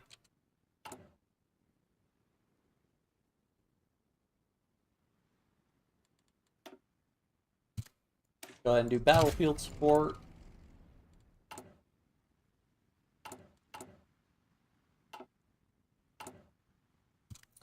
I will honestly... Yeah, we're about to get our war. I'm honestly just going to go ahead and deploy these guys. And then what I'll do is I'll go ahead and take these guys, get another vision leader, promote him, add him, add this, and then what I'll go ahead and do is I'll go ahead and separate this guy out to a separate field marshal. Delete that, combine this to a field marshal order. And then I will also turn up, yeah, go ahead and do balanced cohesion so that they don't, like, I don't have guys running from literally, like, this end of the front line to this end of the front line. And do that, let those guys get into position, and then we should be able to hopefully steamroll Brazil pretty quickly. Yeah, he only has at most 14 divisions, so we're probably going to hit him pretty hard.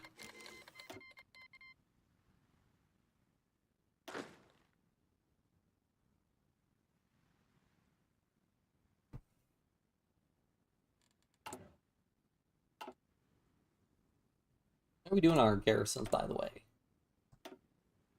Only 331 losses in the last 12 months from garrisons? Man, that's really good.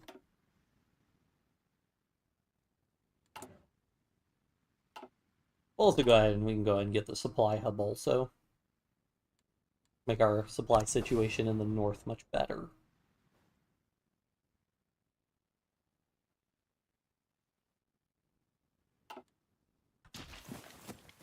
I guess we could have had our fleet training in the meantime, but oh well, that's fine. If we lose, I don't think it will be because we didn't train our fleet enough. Alright, let's go ahead and declare war. Now, I'm just going to go ahead and have these guys go. I think it's going to be pretty easy going here. Yeah, I mean, he doesn't have enough troops to cover his front line, so... I think his fleet. Not super big.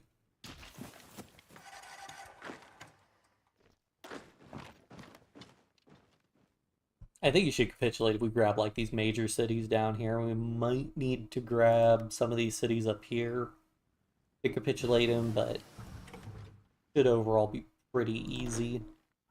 I don't think our supply situation should be too bad unless we get, like, deep into the Amazon. Then, yeah, then things can get rough. And more of our garrisons.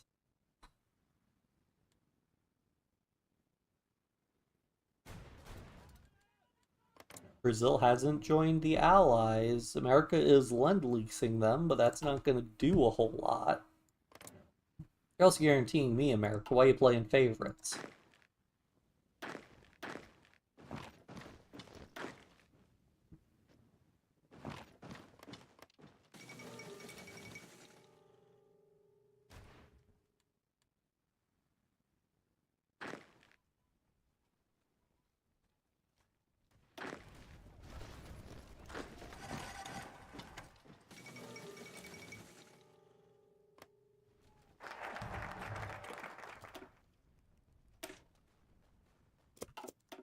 King Carol abdicates if they already... Yeah, it's already flipped Legionary Romania. Do they have King Michael? Yeah, they have figurehead King Michael.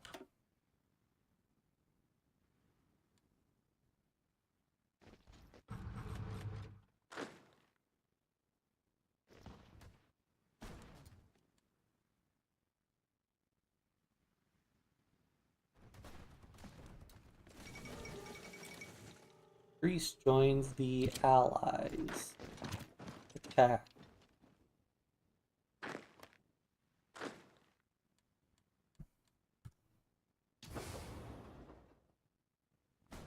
Oh, if we can get that supply hub, that'd be great.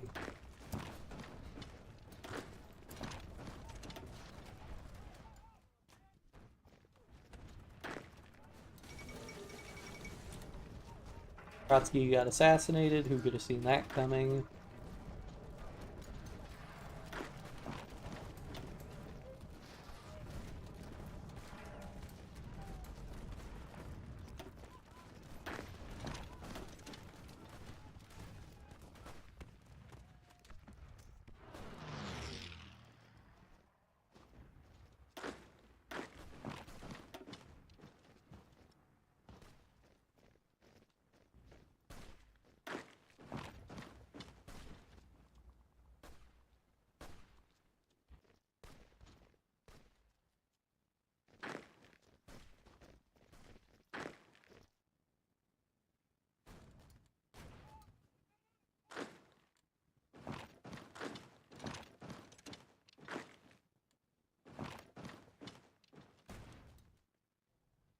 How are we doing? Still not, they're not close, but we haven't taken any of his major cities yet. So, that's to be expected. Again, the big goal is I would like to get this done before... Okay. I'm gonna wait until we can do the subversive activities guy, and then I'm gonna see if that speeds up the justification on Colombia.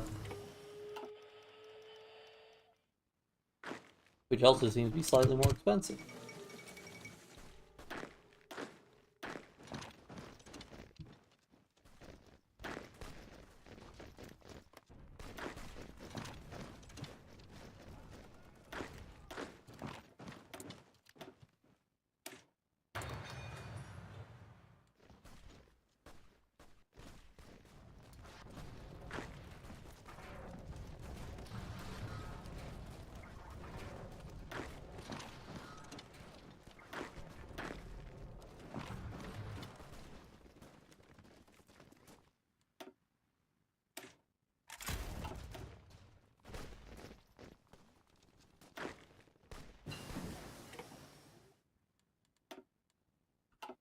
Ooh, we've taken actually some pretty significant casualties doing this, but we're also making very good advancements, so pros and cons.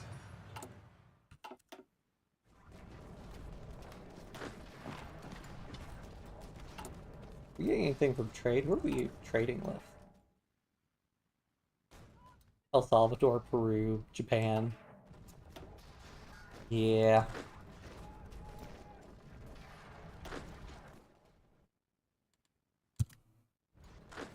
Honestly, probably stop executing this general offensive, because I'm pretty much just... All that really matters is I think we'll take Rio, and then we'll probably need to grab like we might need to get all the way up to De Norte, De Norte. Uh, hey buddy, just relax.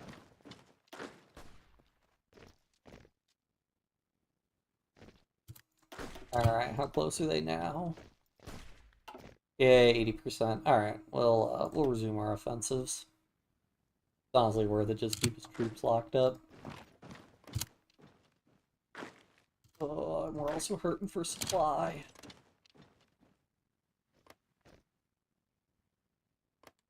If we come up here and nab this province, I can go ahead and build a naval base there really quickly, and we can go ahead and get something going. Get some supply flowing, and we'll go ahead and up the infrastructure over the AA.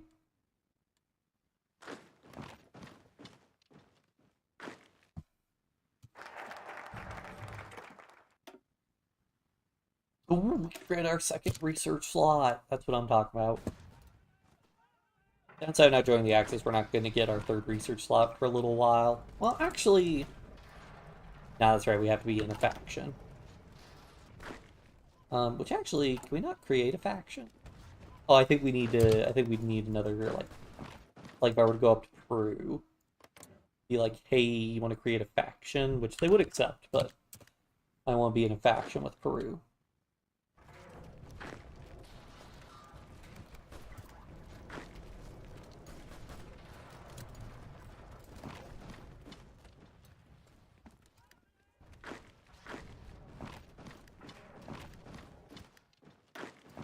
Go ahead and move through here, maybe get an encirclement going, which would be nice. Nah, doesn't look like it. Looks like they'll escape. Yeah, trying to break those mountains. That's rough.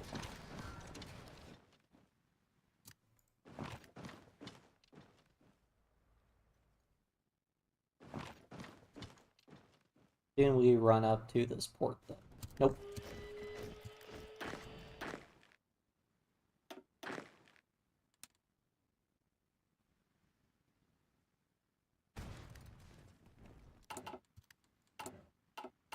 Could do improved work conditions again, get some more stability, which is always nice. Go ahead, nab army regrouping would also be nice right now.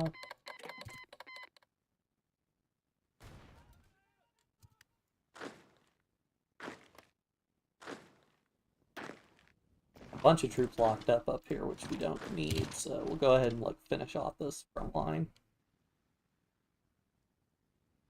Go ahead and build a naval base up here.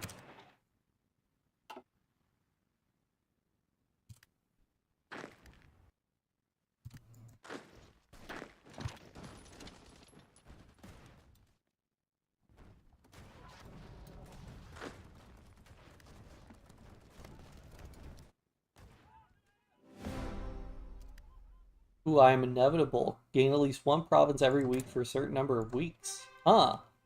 Of all my HOI playing. Oh, I got silver of that.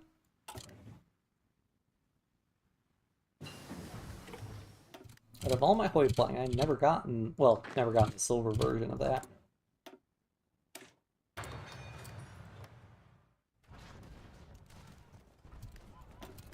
Oh, I'm hoping we don't have to go all the way up to the north. We might need to. Salvador give us enough. Yes! Alright, take Brazilian fleet. Take everything. Oh yeah, well now we are... I mean, we're gonna need to build up compliance, but... we have a pretty good industry now. Yeah, let's start justifying on Colombia, I guess. How is the war in Europe going? Pretty boring. We're working on Greece now. The Italians are losing North Africa, not surprising.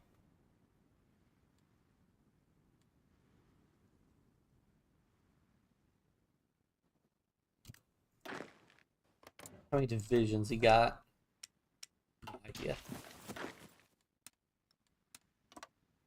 This one we're gonna have to do a smaller army because otherwise we're gonna run into abhorrent supply problems. We'll just fall back to coastlines. These guys we got to expand a lot. Coastline cover. Oh man, so much coastline.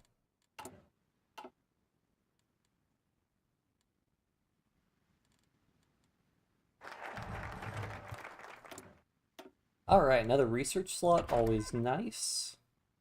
Go ahead and get through computing.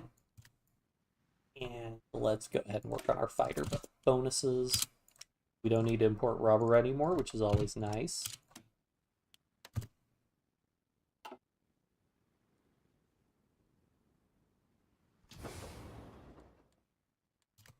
And then, yeah, we're going to want a supply hub up here.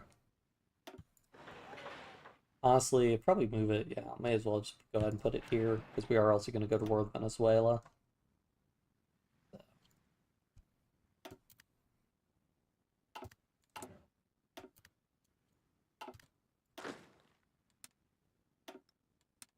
I might even want to wait to put my troops in that position for the time being, because the supply situation is going to be not great in the middle of the Amazon. Who would have thought?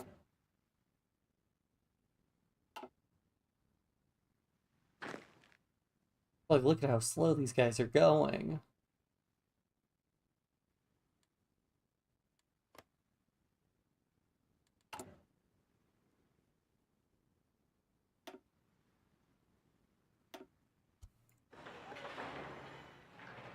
Go ahead and queue up max infrastructure.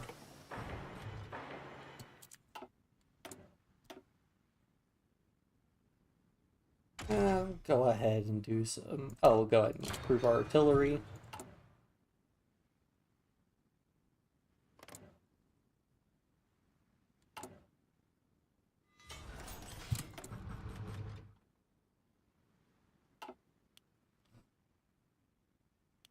Go ahead and up our support equipment because we are going to want to start putting more logistics. We're going to need to research logistics companies, but we will want to start producing more of those. Also, might want to go ahead and start getting some anti-air also. That's always nice.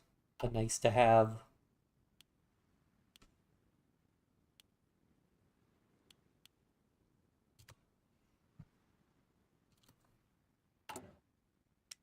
import some aluminum from America.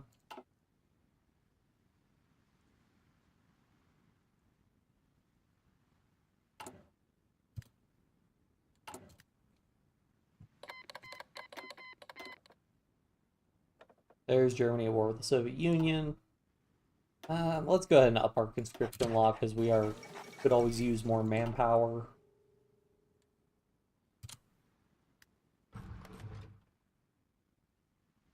Go ahead and start upgrading our anti-partisan. Are you going to join the World War? So, I think eventually. So okay. My plan is to hopefully conquer Colombia and Ecuador first. Once Colombia and Ecuador are conquered, I'm going to plan on joining the Axis because I do want to grab these provinces that the Allies hold. And also, I'm pretty sure if I declare war on Peru or Venezuela, they're liable to join the Axis if I'm not in the Axis. So that's sort of the plan with that. But I just want to nab, because I think right now, at least because of the United States guarantee, I think it's like basically discouraging these guys from joining factions because they think America's going to help them or something. Also, I think if I join the Axis, I'll lose the U.S. guarantee. And then I won't be able to go to war with the other American states without pulling America into the war. But they're going to join. America's going to join the Allies soon, so it's going to be irrelevant. Oh, speak of the devil.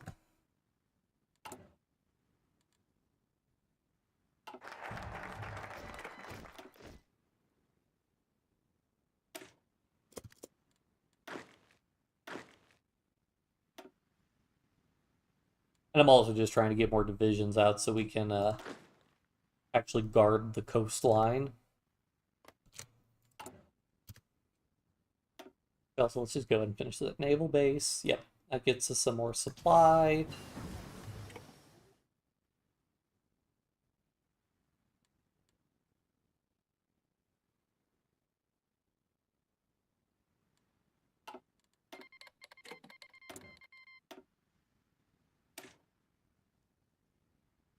Advanced artillery, I'd rather not use a 2-year ahead of time bonus on that.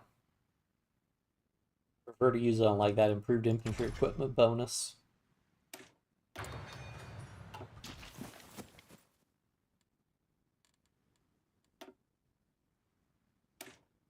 Let's see. I think I'm gonna want to do shock and awe.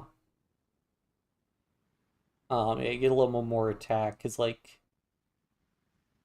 Yeah, you get reinforced rate and then this air superiority bonus for doing air-land battle, which I don't think is super helpful.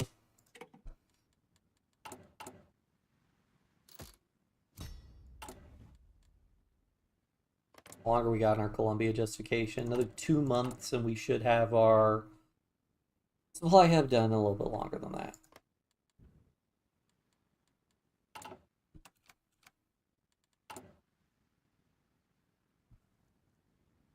We have unique, nope, just regular ship designer. Yeah, let's go ahead and nap this. Make the most of our ahead of time bonus.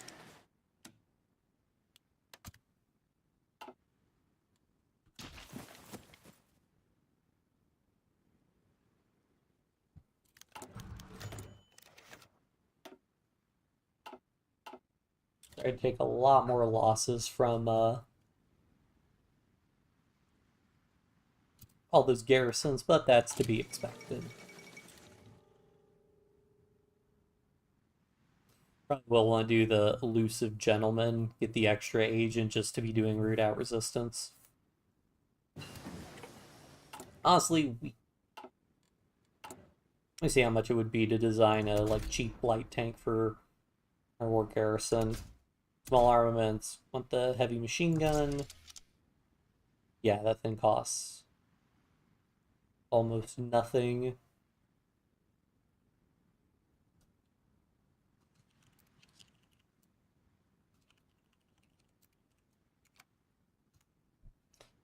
Go ahead and make that. Go ahead and start producing these just as in anticipation of needing them for garrisons later on. kind of pretty cheap, so, you know, why not?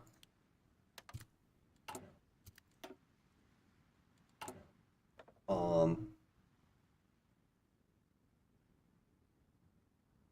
People get centralized control because air mission efficiency will benefit our air superiority missions. Because that's probably what we're mostly going to be doing when we're at war with the Allies, because we're probably not going to be able to do a whole lot in terms of close air support because they have so many friggin' fighters.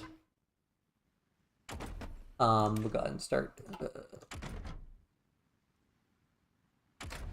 Oh, we want, well, let's get the logistics companies first because we could really use the improved supply.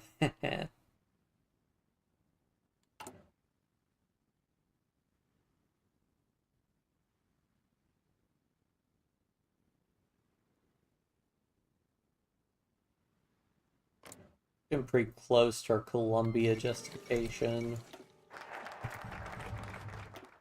Japan declared war on the Dutch East Indies, which is going to call America into the Allies. We'll do flexible Navy, I guess. And they're the United States joining the Allies. I hope that doesn't mean now that the U.S. is in a faction, there's a chance that they go ahead and join the Allies because this would actually let me preempt that by going ahead and putting some guys along this border here.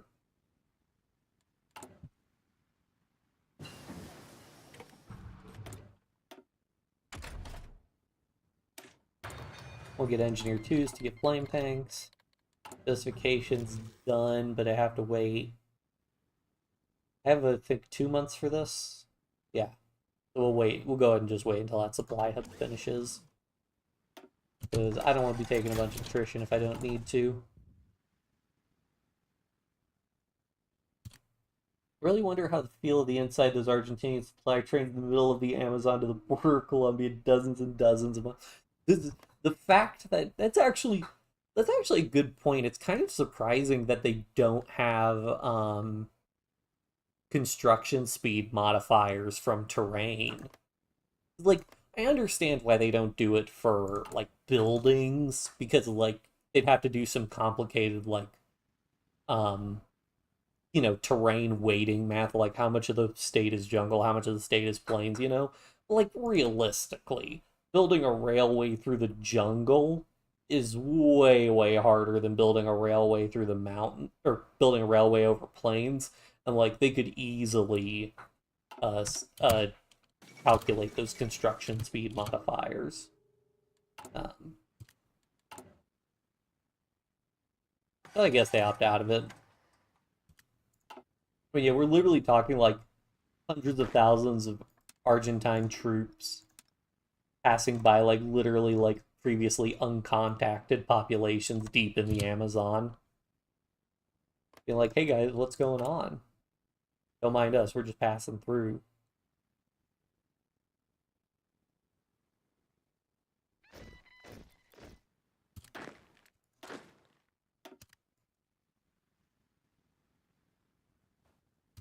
Actually, good point.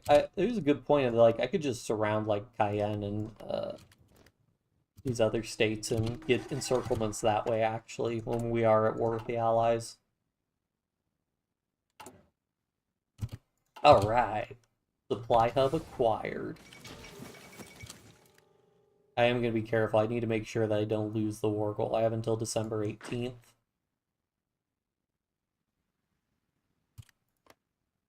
This is the supply hub province. Actually garrisoned.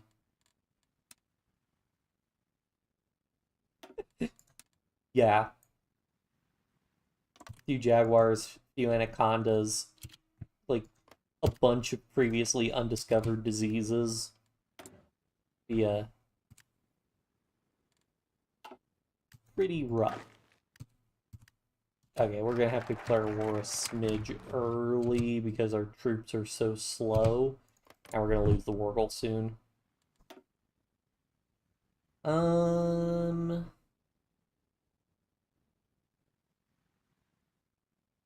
Honestly, I think I'm just gonna go ahead and switch to I would go ahead and switch to resistance suppression, honestly. We have enough non-core territory, I think it's worth it. And, yeah. Alright, we gotta declare war. See if they join the Allies. We're getting invited to faction. My hope, again, I think the saving grace also is the fact that we're not,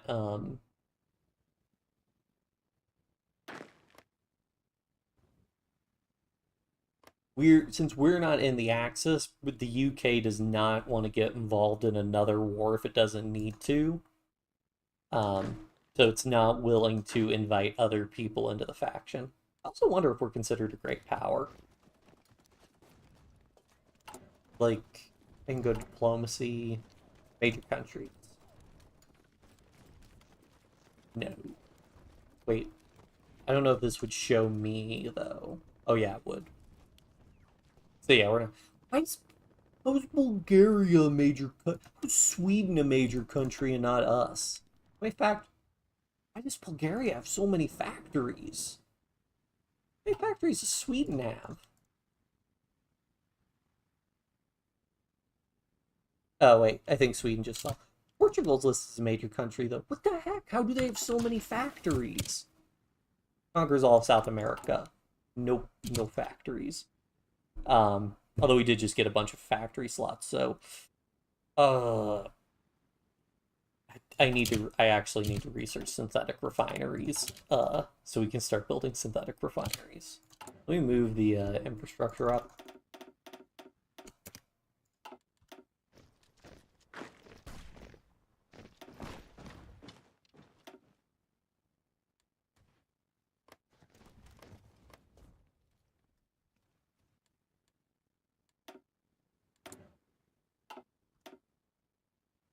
And then I think we'll go and just start justifying on Ecuador. How many divisions has he got? Unknown. And my war tab is broken. That happens periodically. Well, our divisions are much stronger than his division. So that's something. We also have a lot of bonuses, so I'll go ahead. I like to do, like, org I think is the best out of all these bonuses, because, like, I know I said division attack was good, but, like, 5% versus, like, 10% org, I think it's worth it for the 10% org.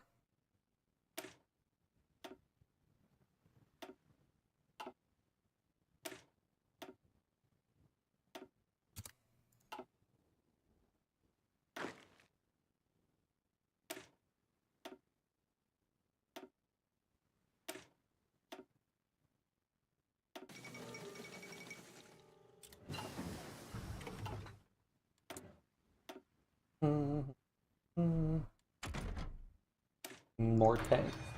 Aren't by building a railway through the Amazon basically already declare war? Yeah, I mean, basically. Yeah, the construction worker death toll would be... I mean, again, that's where it's like... It is completely ridiculous. I mean, that is something that would be really good to do, like, in a... if they ever do, like, Brazil focus, is, like, some stuff with, like, the uncontacted tribes and whatnot. And, like, the Amazonian tribes, and, like, if Brazil tries to expand and industrialize in those areas... but yeah, now, right now, no problems building railroads, you know? Deep in the Amazon.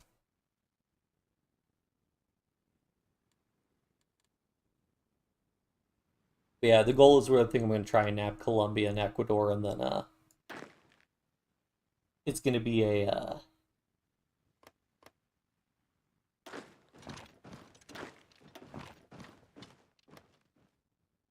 then it'll be joining the Axis, going to war with the Allies, and then if we can hold against the Allies, also going to war with Venezuela and Peru. Although Venezuela and Peru are liable to join the co-prosperity sphere, but I don't think Japan's going to be in a position to really help them out all that much. No, Germany caved to Hungary. I think that just means they give them... I don't even know what they gave them.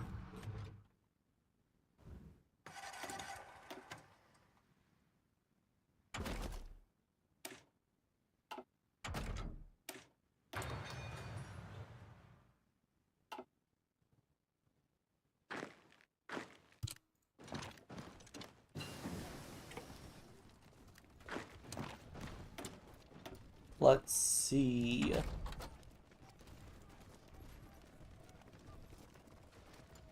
Right, synthetic refineries. I really want synthetic refineries.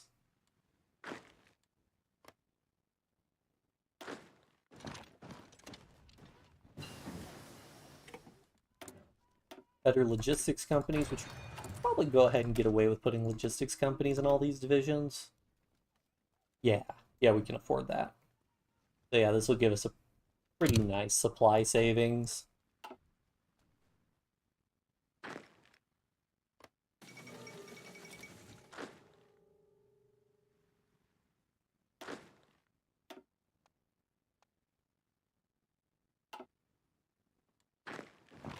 Let's see if we can keep...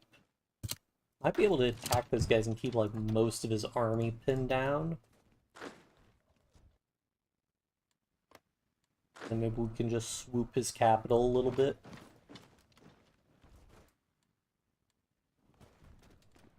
And then...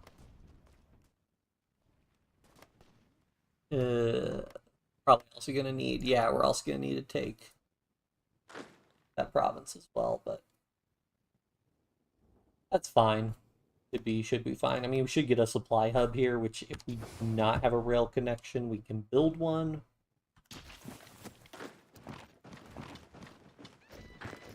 These guys bored.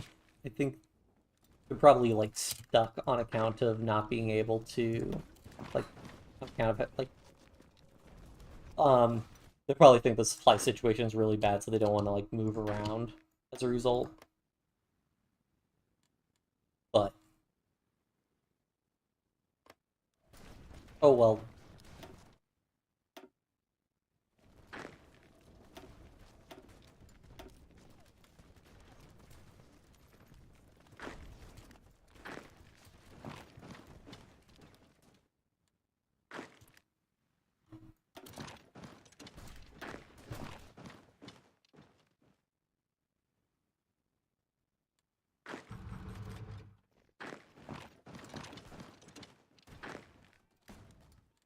Yeah, let's go ahead and get a railroad built connecting our supply hubs.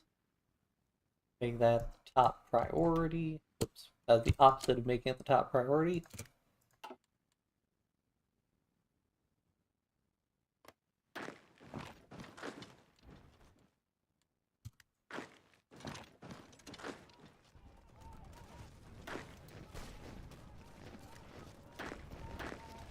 To lock up that soldier.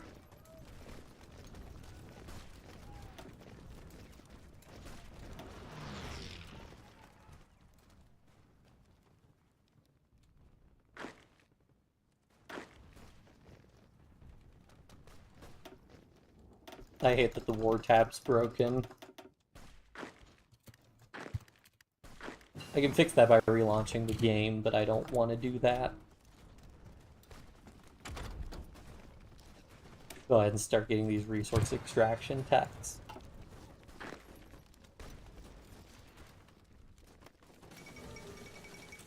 Okay, should be able to come through here. Close read adjusting on Ecuador, by the way.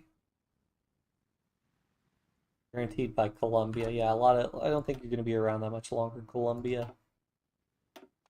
Go ahead and add infantry expert. Infantry expert, always nice. That's a free 10% to our attack.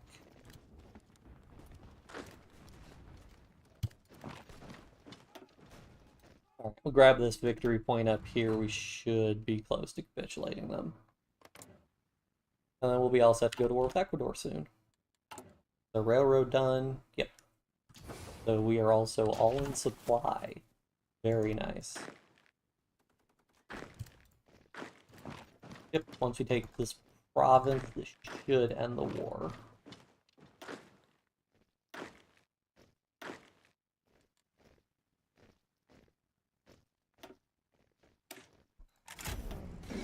Yep. Ooh, we get another navy.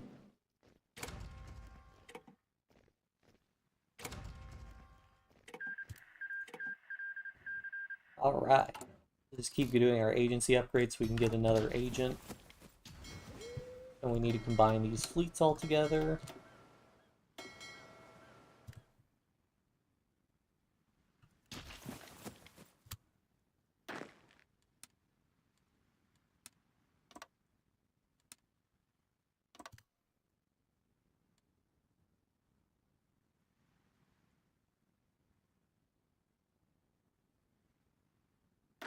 Now the problem is we have all this other coastline that needs to be guaranteed.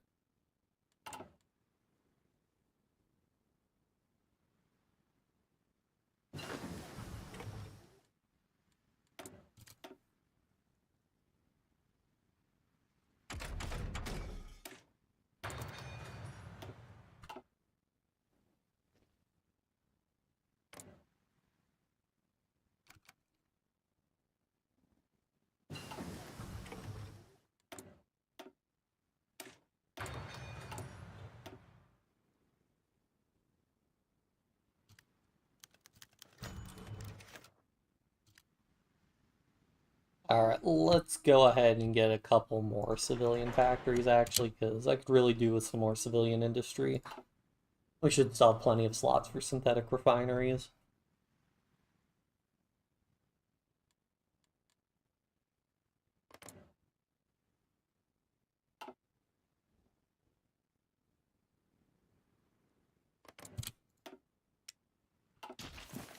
God, they convert so many of their civilian factories into military factories. It is very frustrating.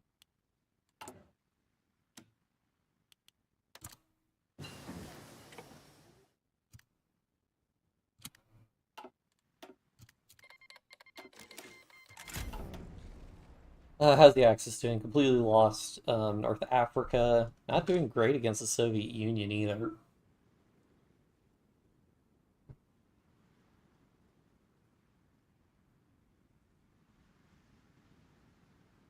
Hope we're not hitching ourselves to a losing race here.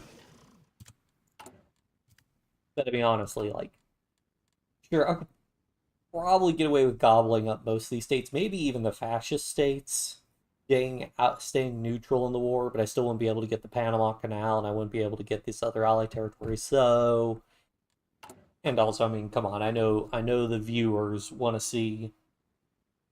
There'd be a few horror movies that have the theme of Buenos Aires Boca Trains. Oh yeah, absolutely. It would be horrifying to have your train just break down in the middle of the uh what would be really scary is not just if the train breaks down, but if the like tracks are blown up and the train's derailed. That'd be terrifying. Alright, let's do this. I think I'll just manage this myself.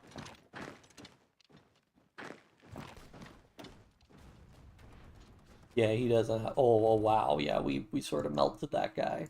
Oof.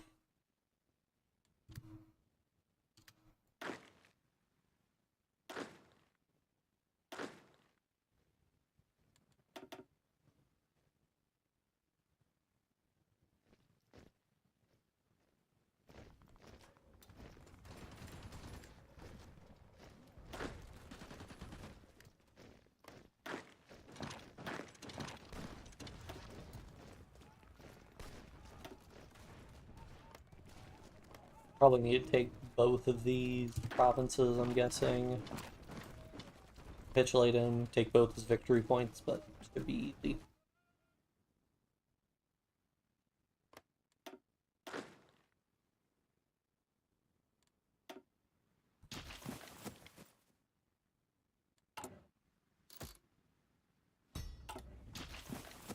Oh yeah, I want to get an elusive gentleman to get another operative slot.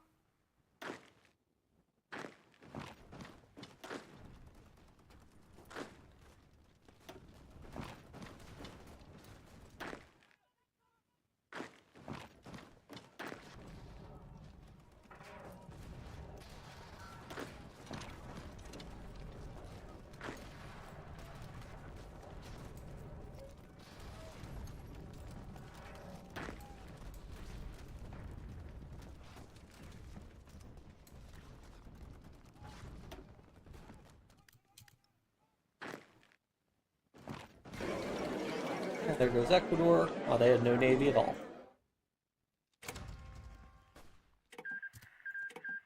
I think the Galapagos are their own state, but I guess so. Gotta expand our garrison.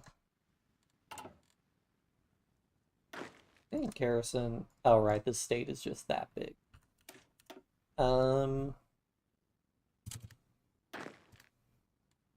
Okay, I think we are...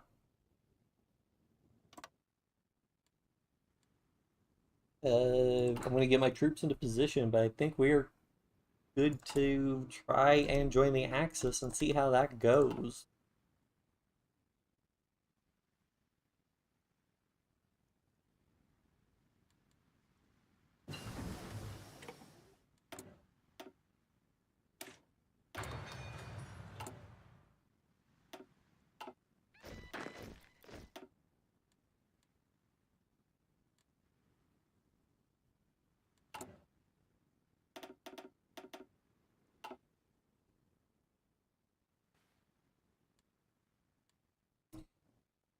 I probably actually need to just wait until I at least minimum have 104 division. God, I need so many divisions to stop them to guard against naval invasions. Yeah, never mind. We're gonna need like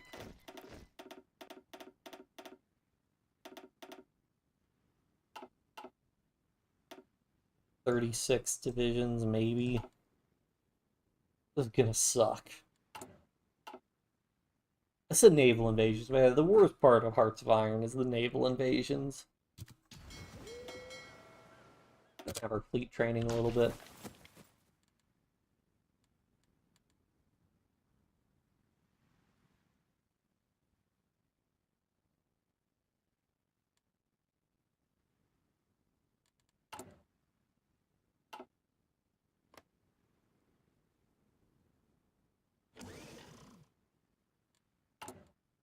How much AA we got? We should have enough to put support AA in our division, in these divisions also. That will definitely be helpful. Close enough.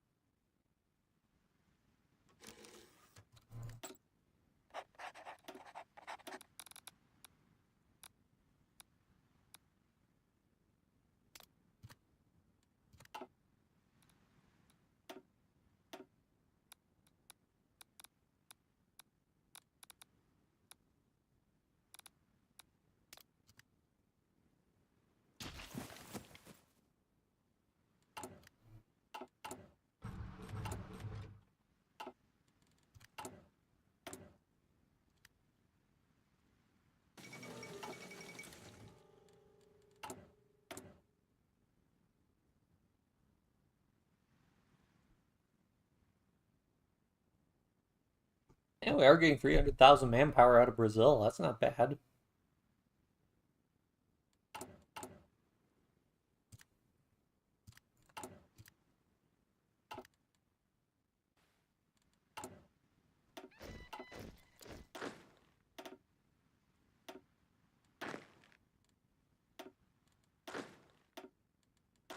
Alright, so what I'm gonna do is I'm gonna reorganize this some because I don't want to have to deal with garrisoning those states as much. So this gets it down to 72 divisions. And then what I do is I take the remainder of these guys.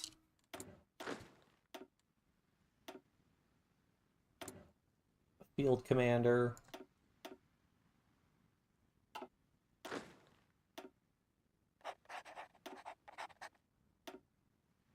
Change colors, change icons. Change icon. These guys go garrison. All of this stuff.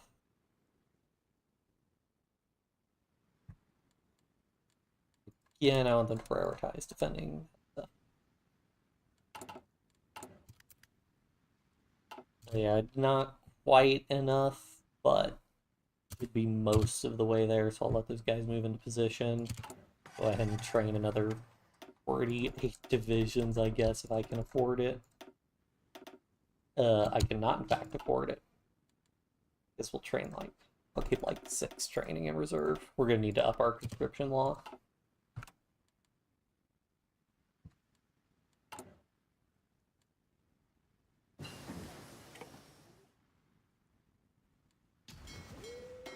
We can also do, I'll cancel the fleet training and move the fleet up here.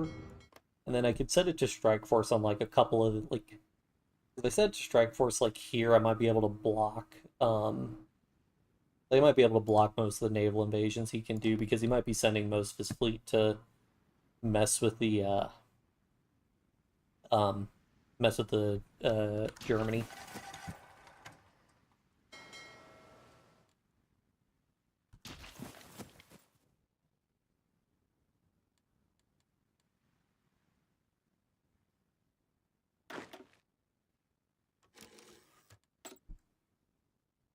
Got yet another agent, which will just be doing sent on root out suppression.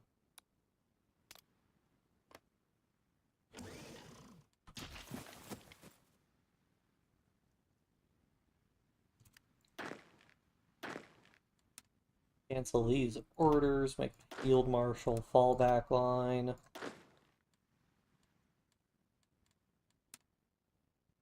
Along here.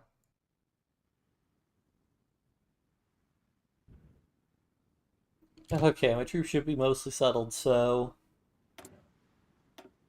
no backing out now.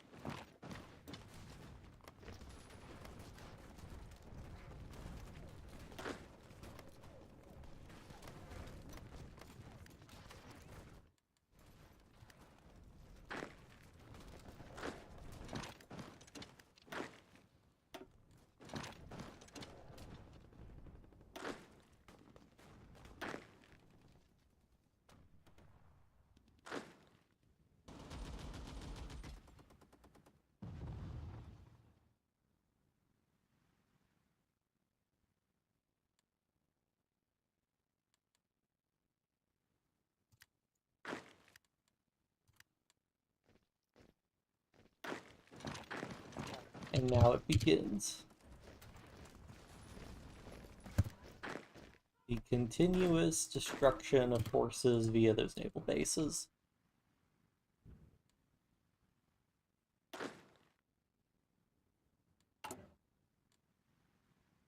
Oh, and I should be able to do technological sharing now.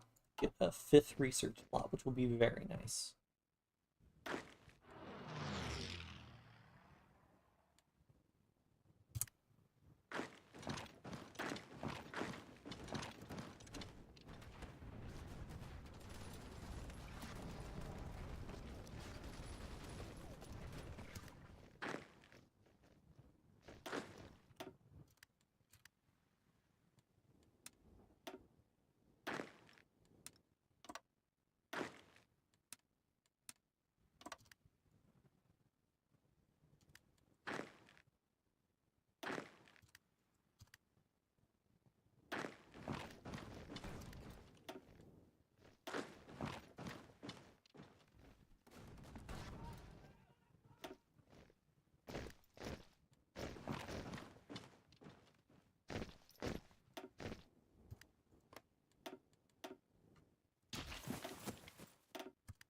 I hate that the war tab isn't working.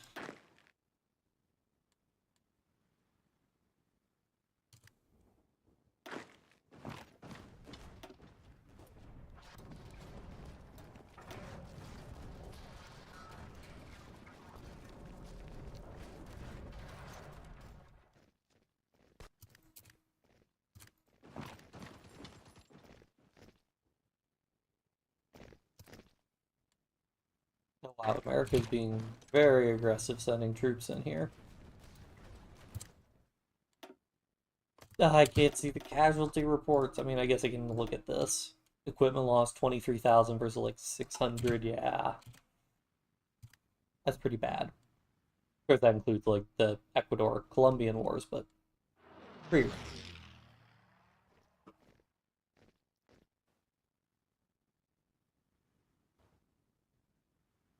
The good news is since they have the naval bases here, they shouldn't be super aggressive about trying to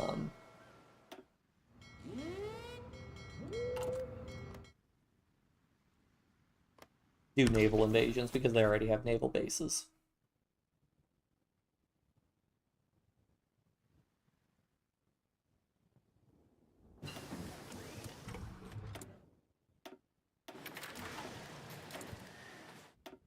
Greece.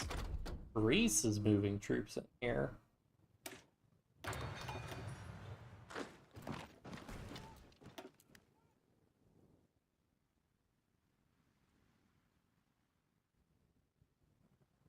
I thought they'd have a nice vacation.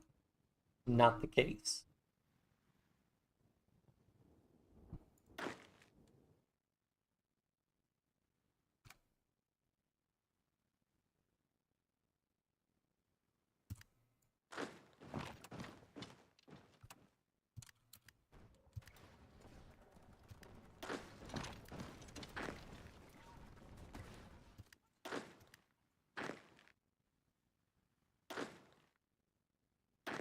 More Greek troops. I guess it's a little weird because they don't have a front with the Axis, so like I am the front with the Axis.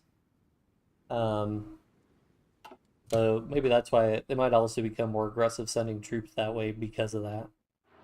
I don't know. Also, how's... Yeah, Japan's alright. Japan's pushing alright.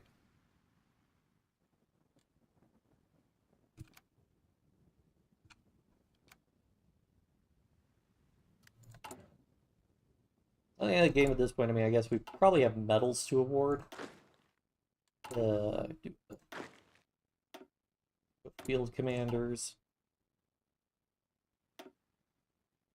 Go through, just assign some medals. I don't know what the second medal to assign is. I don't know, do I want to assign even more division, or at that point the 5% attack might be worth it? I'll need to think about it.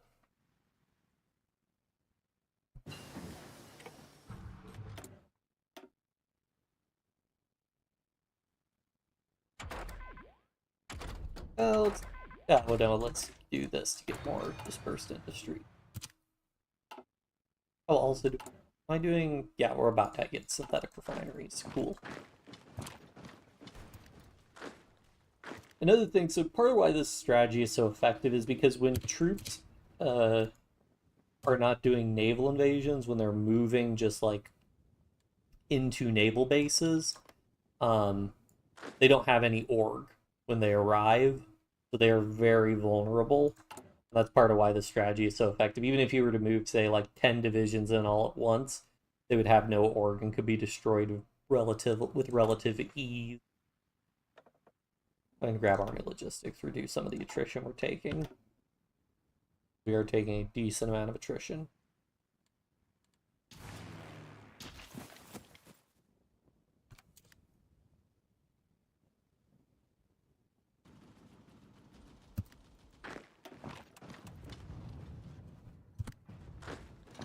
Raj troops, I think that is.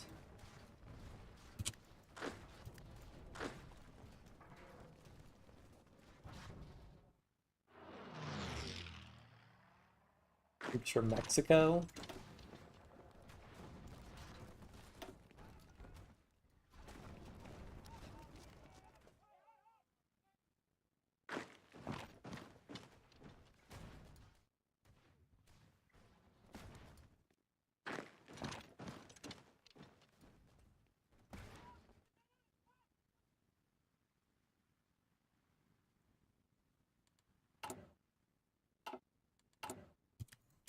We're still able to import from Germany relatively easily, which is nice, but I was expecting the Allies to do a lot more convoy interception.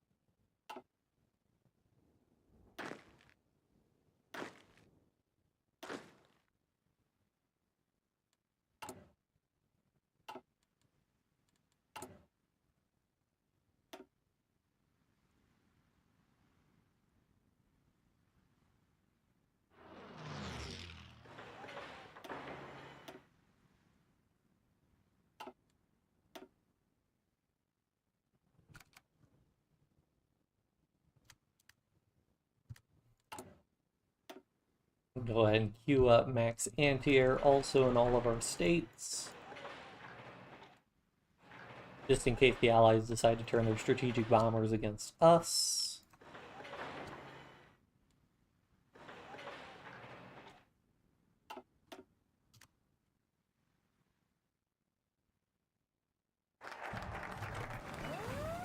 Our 5th research slot, and there it begins.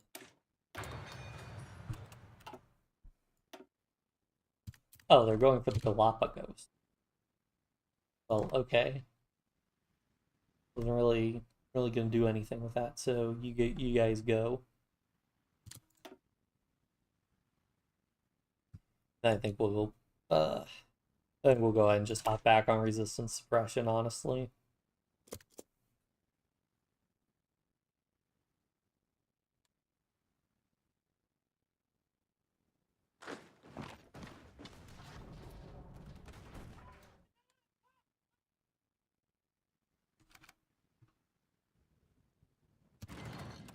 Ooh, tanks.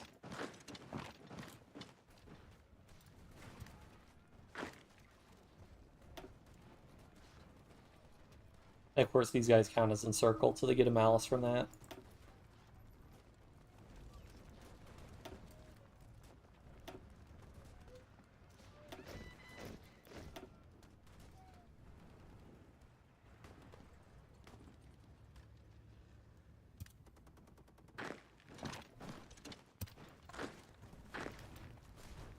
That was an expensive division to lose those tanks. Alright. Find those guys, and we're also going to start getting some synthetic refineries built.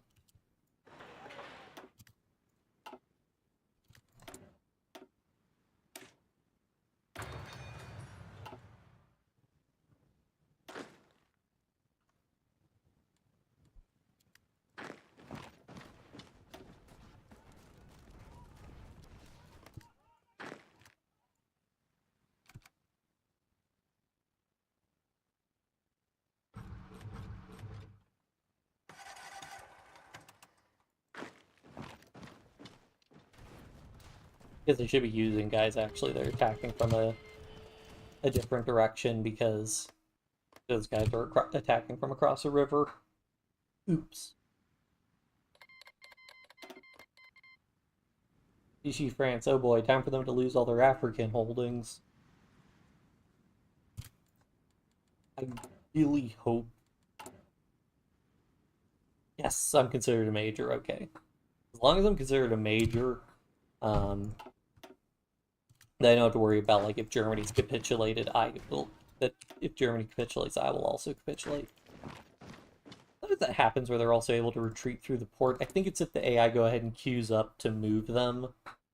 But I'm not 100% on that.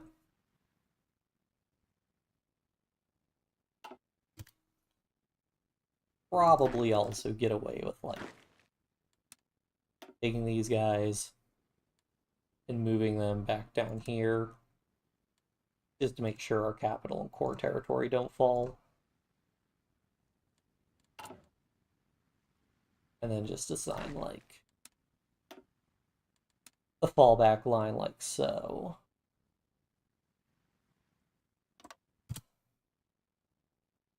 these other troops.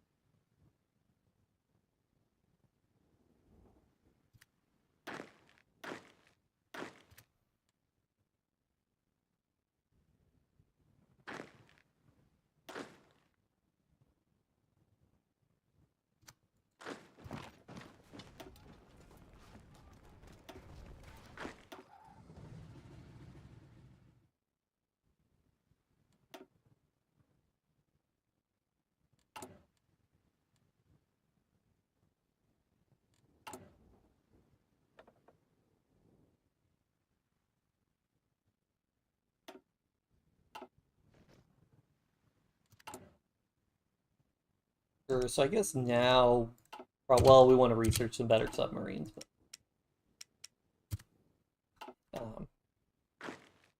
can hopefully start doing stuff with Navy soon.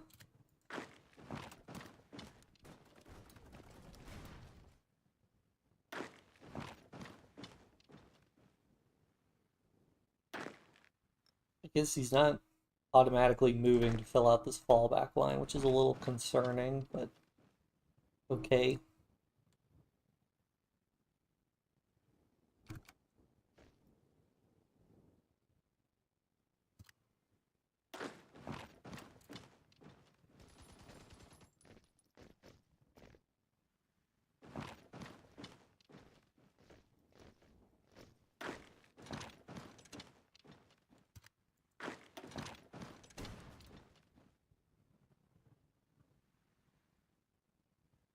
We gotta keep in mind, we've probably destroyed like over 20 divisions at this point.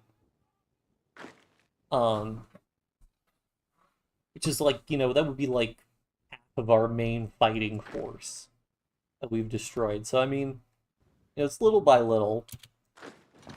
There is the concern, though, that in particularly late game, when conscription laws are super high and there's so many factories, even doing this, they'll get more manpower and more equipment faster than you can destroy it, which now that's a problem.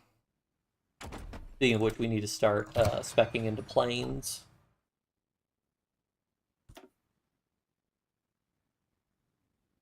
Especially because we're still going to want to try and like take Venezuela and Peru.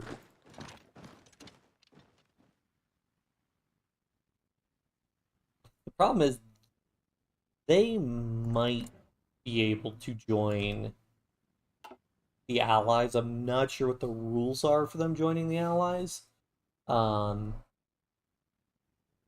if like we declare war on Venezuela and America dumps a bunch of troops into Venezuela, we'd be in trouble. Oh man. Is this because of convoy raiding or like what's the problem here? I guess there's no. I see. We can build a naval base. We'll also go ahead and build some railroads connecting naval base.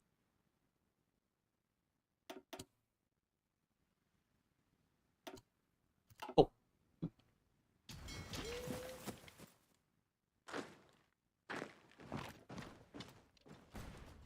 Yeah, we don't want to be running the game and just let the divisions build up, because then their org will build up and we're going to take a lot more losses fighting them, which we don't need to.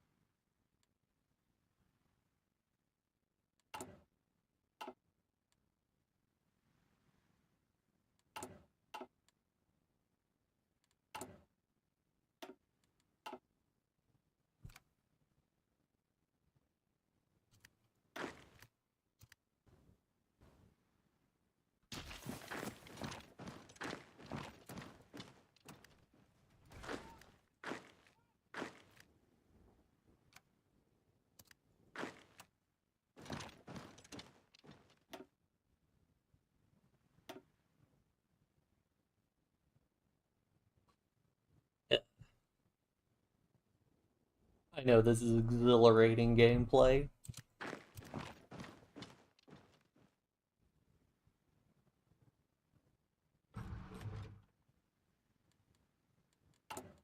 Go ahead and get more like of our intel agencies upgraded.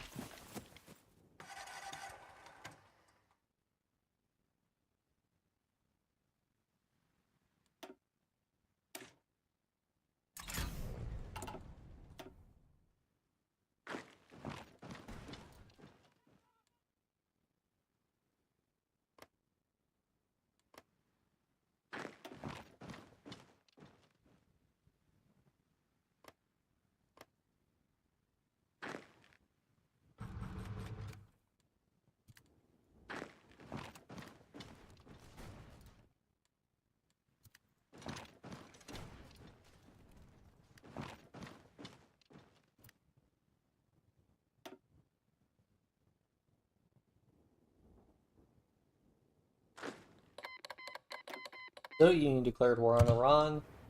A bold strategy. Still fighting in Greece, that's not a good sign.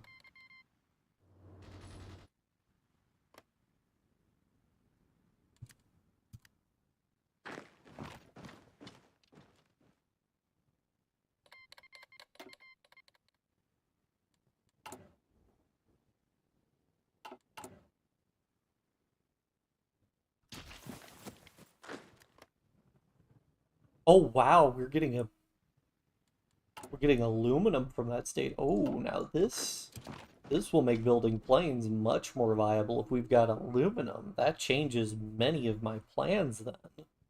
Oh boy. That's great. Yeah, we definitely want to rush planes now.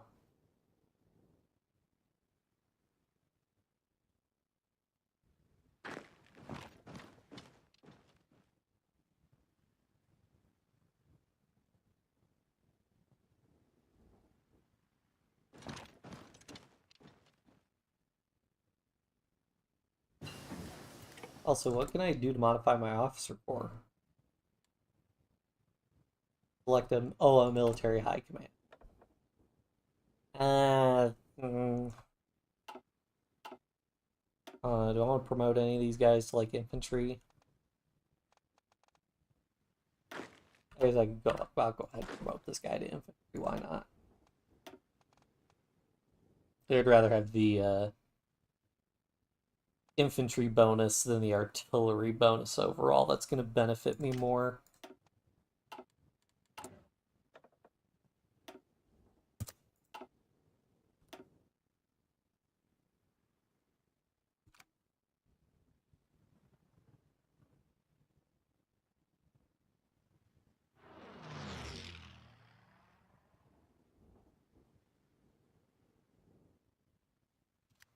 Sometimes the AI will also figure out what you're doing and they'll just kind of quit sending divisions after you.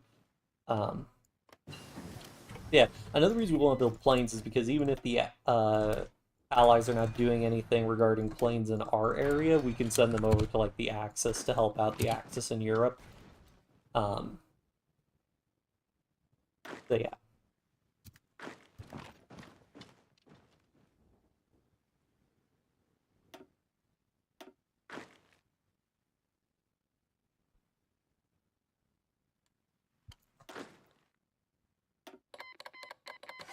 Iran joined the Axis. I guess that makes sense because we're at war with the Soviet Union.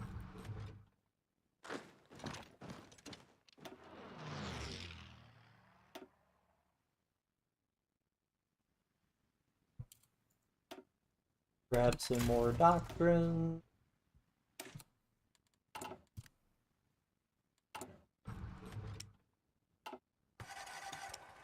Go ahead and deprecate all these interwar airframes.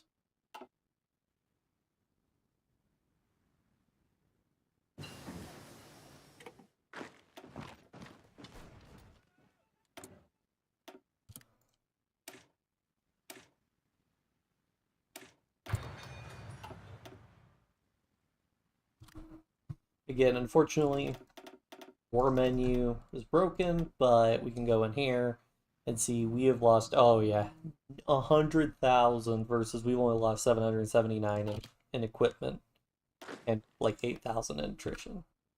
Big difference.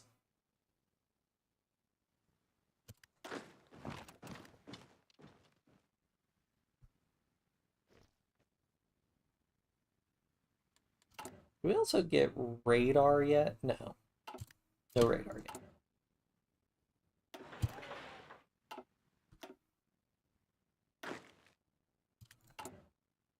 Getting bombed at all doesn't really look like it, no. Got a few planes operating here, not a whole lot.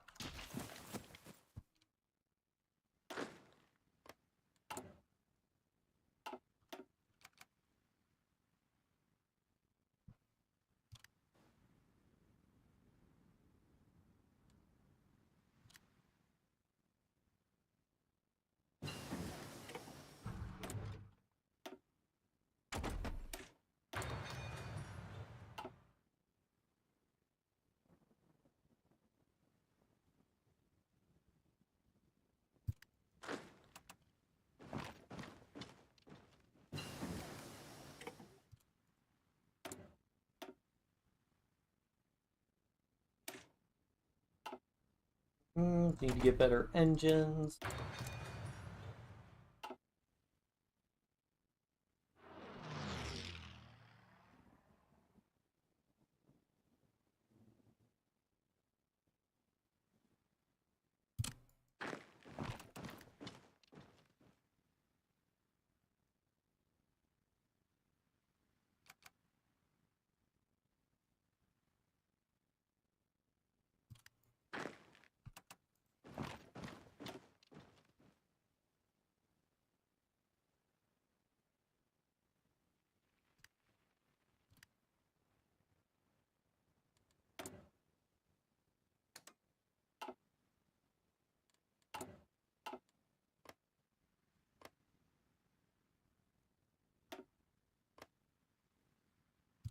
Of our light tanks, do we have 3,000? Go ahead and make a light tank garrison template.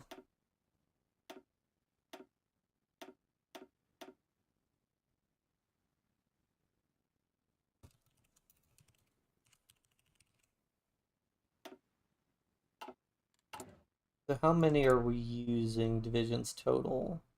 Not that many. I think if we make the switch, we should be fine. Yeah, we have almost 4,000 light tanks.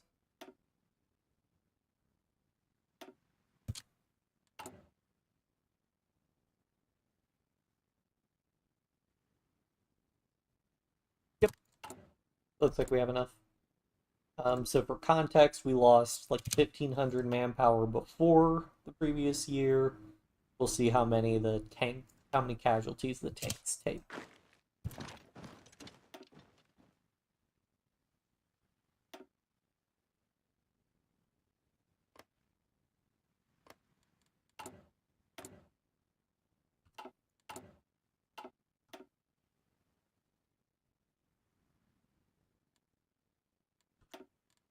Let's see, we're gaining about 10K-ish recruitable pop a month, which is not bad at all.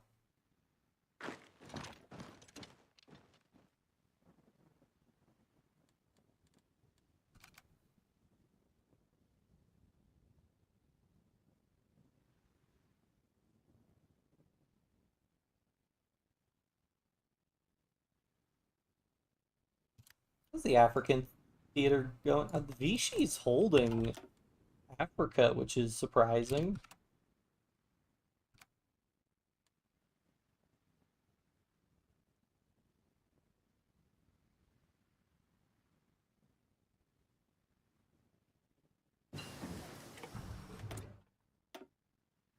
Alright, let's do... Yeah, let's do aircraft. I think we'll go ahead and also nab as effort, because this will give me a 2x ahead of time bonus for the 1944 airframe, so I may as well just wait to produce planes until I have those.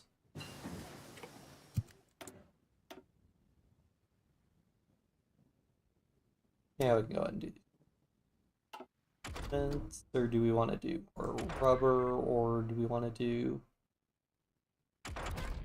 Yeah, go ahead and do rubber.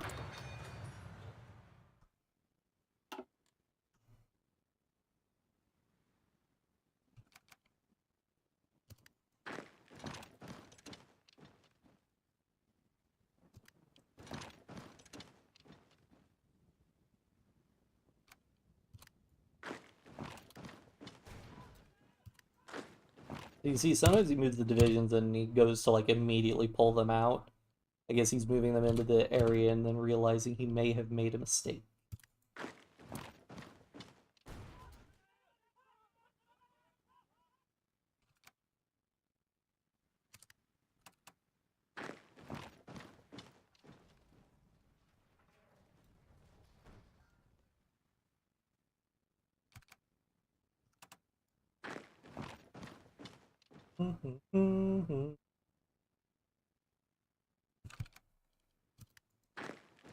But yeah, I mean, once we get some planes, we'll have some more interesting stuff to do besides this. And again, very unfortunate I cannot pull up the normal casualty counter. But if anybody knows the hotkey, drop it in chat, leave it as a comment. If there's a hotkey you can do instead of just clicking on it. You can't even do like, yeah, you can't even click on like these wars to bring it up.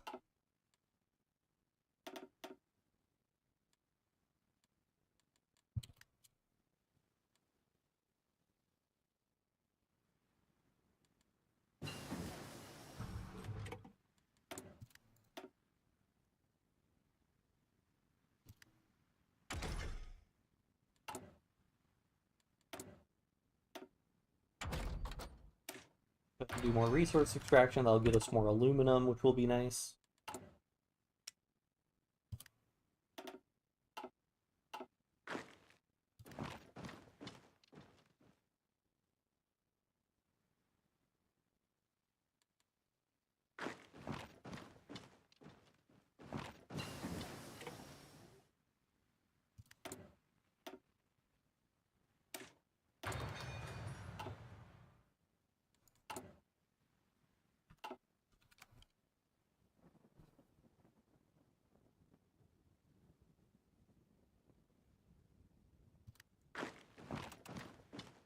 Oh man, unfortunately I'm gonna have to wrap this up soon because I do need to go to bed. And we've also been going for about like 3 hours now. But hopefully we'll be done soon.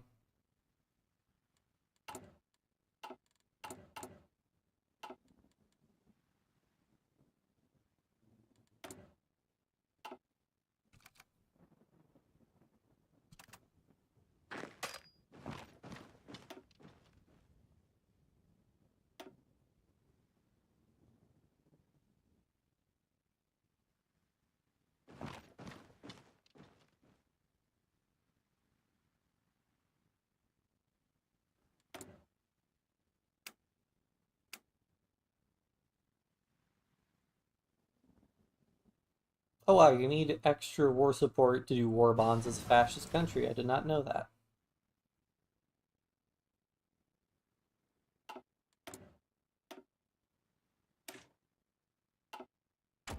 Yeah, let's save up that because we're about to be able to do the 1944 airframe. How much is this guy getting like jungle rat? I'm getting there.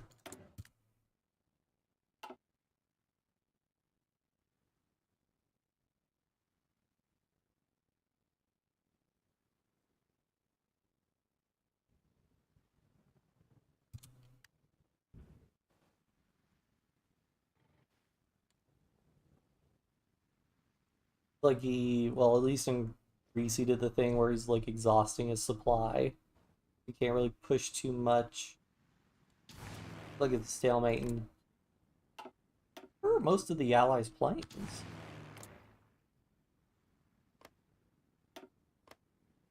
Hmm.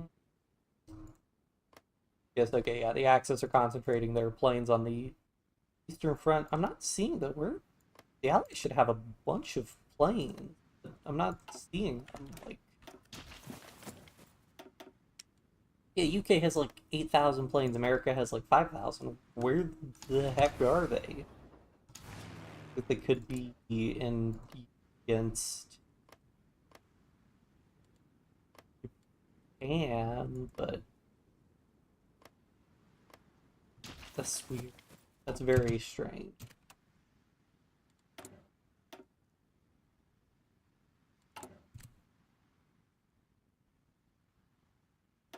Let's go ahead and go up to extensive conscription, just get a little bit more manpower out of the situation. We're doing like relatively fine on manpower, but you can never have too much manpower.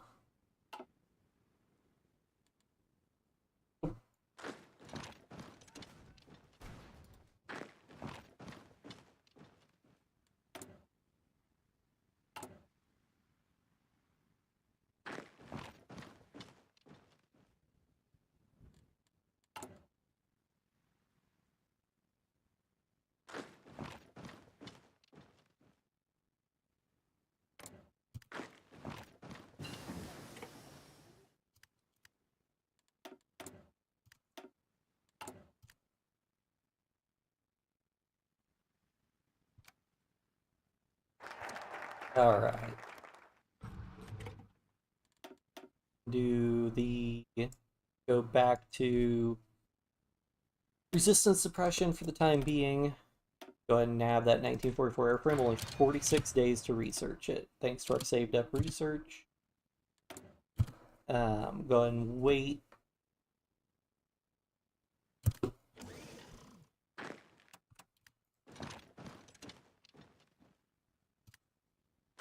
That out, knock that out.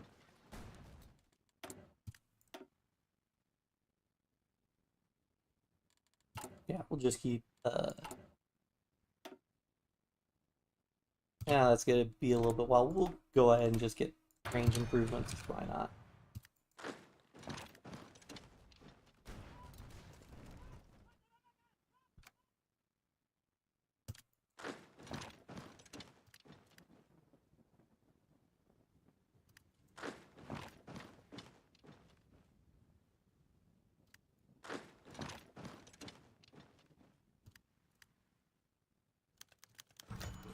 Italy sending us military support? Sure, I'll take it.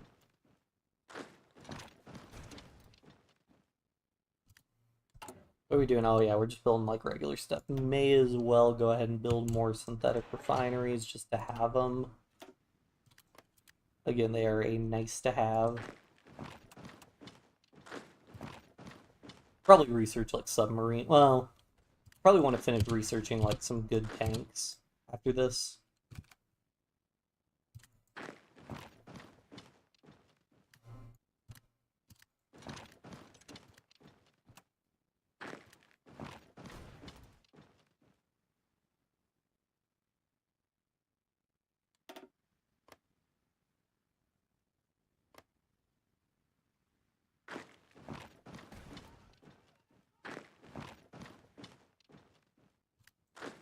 Ooh, a tank division. Not good enough.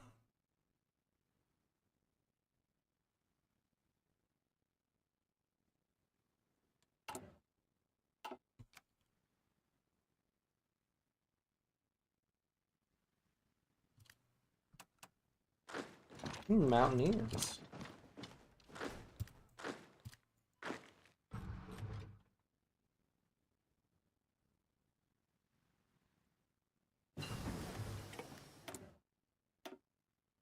Mm-hmm.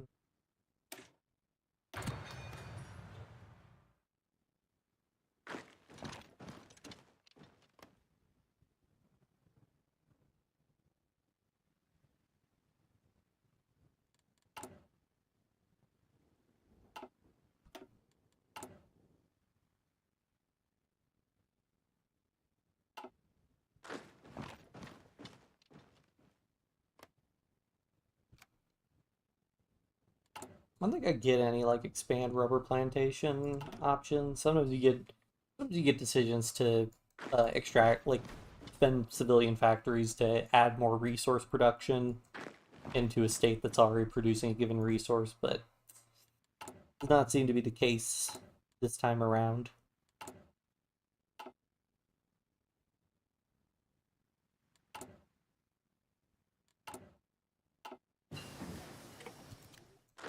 Right, advanced small airframe, that might be...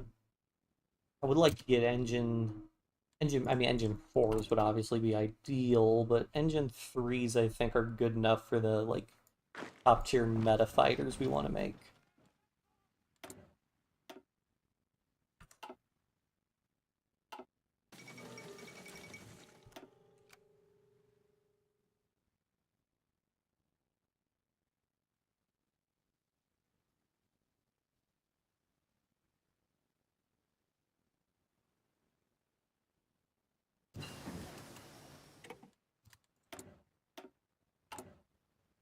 These are saved up research time. Go ahead and start getting some progress on engine 4s. Go ahead and get more rubber because we'll need it. Yeah, let's see what kind of fighters we can make.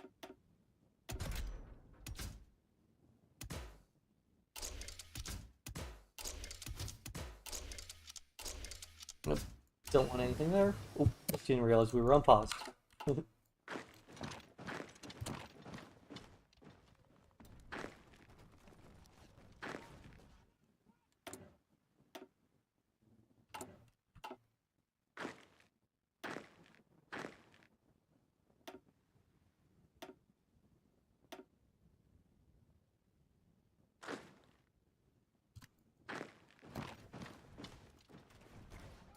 Alright.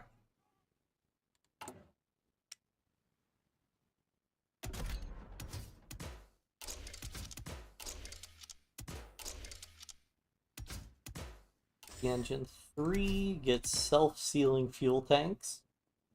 They do add rubber. That's fine. We had some armor plates to get even more air defense, and there we go. We have one of the best possible fighters, and we get a little bit of an agility bonus because of our designer right there. So yeah, go ahead and make this. Start producing that.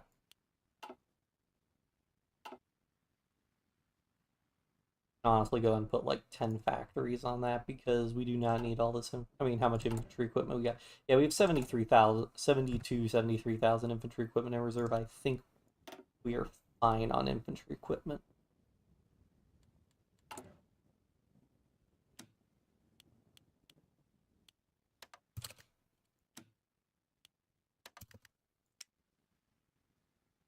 I'm thinking we honestly just change to limited exports, or maybe we just close economy. I mean, if you go down to limited exports, you kind of may as well close your economy. But we're about to get more rubber from our refinery, so we may as well leave it open because we are getting like 6 factories in exchanging. I mean, could we actually import from? Let's try importing from Japan. See if the route actually survives.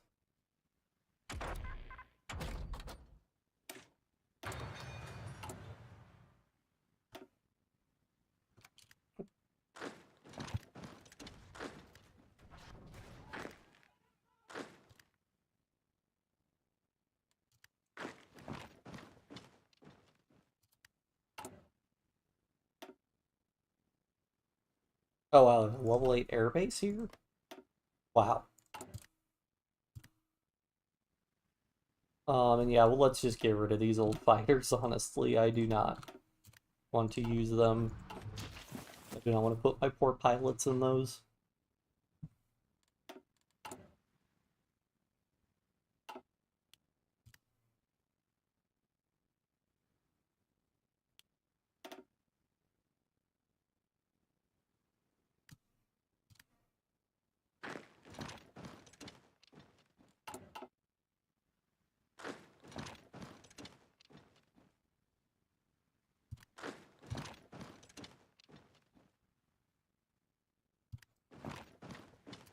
Let's see what we have to say. 178,000 infantry equipment. That's a lot of infantry equipment, guys.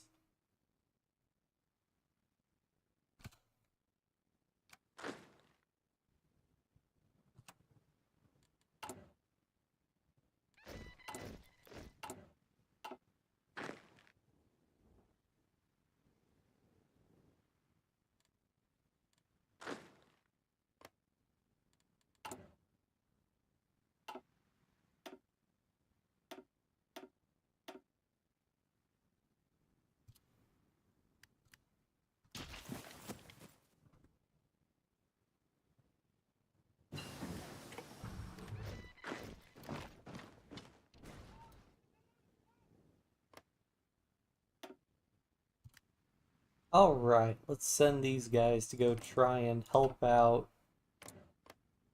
Yeah, so might as well let's just have them slug it out a little. Well, actually, let's train them first, because I'm very bad about training my air wings. But you want to train your air wings? At least get them out of, like, rookies. Go ahead and get radar going. Another Greek division. So weird that Greece is sending divisions when they have their country to defend, but okay.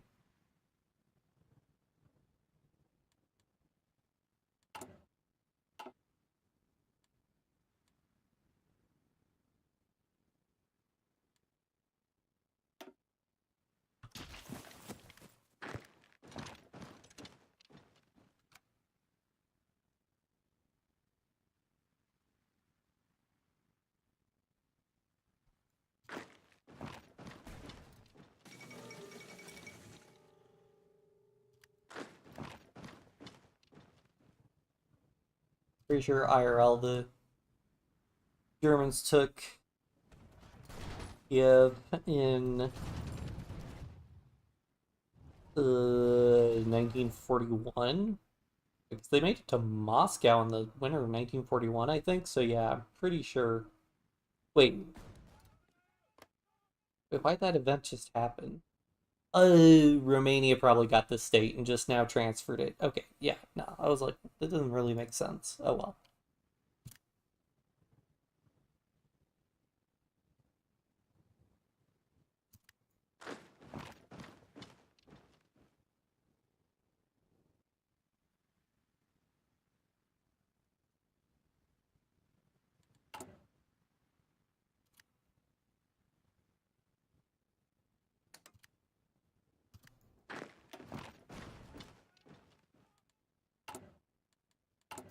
Oh yeah, I should save up for the naval designer actually. An Ethiopian division.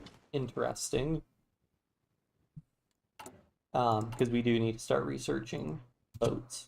Actually, also, I think I'm going to go ahead and switch over to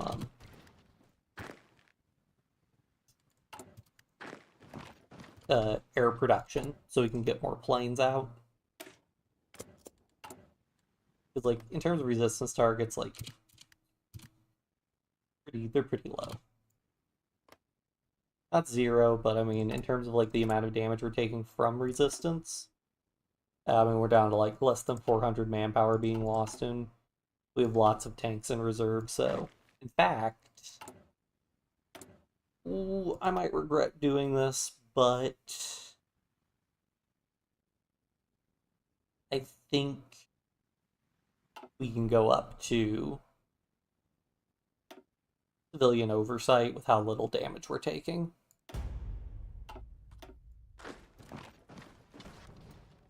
Just to get that, because we'll just build compliance much faster. We will take more damage and we will need to use more tanks, but the amount of damage we're taking is very low. So I think it's worth it. Alright, let's see how well these guys do in battle. So, like, bunch of English channels. Bunch of, the ships operating in the English Channel. It's weird that we have naval supremacy in the English Channel, but... Okay, well, I think Greece is the most important place to put our fighters, because that's where there's the most active fighting going on, where the Axis do not have air superiority.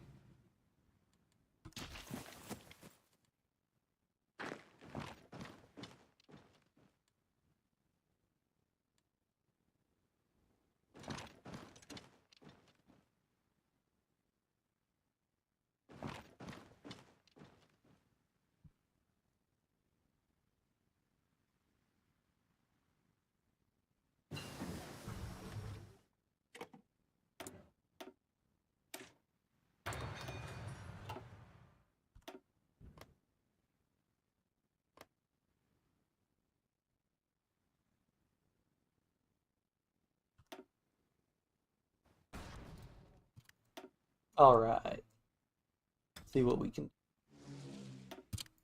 So right now, 0-0. We'll just let that cook for a little bit and see what happens.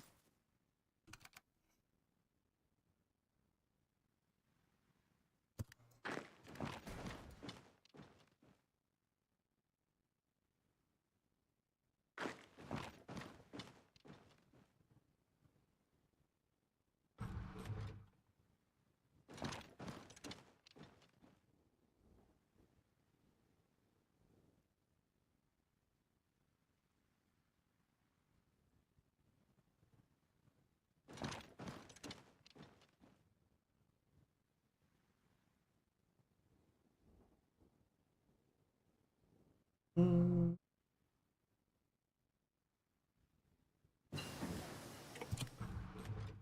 Alright, we can stop importing rubber from Japan.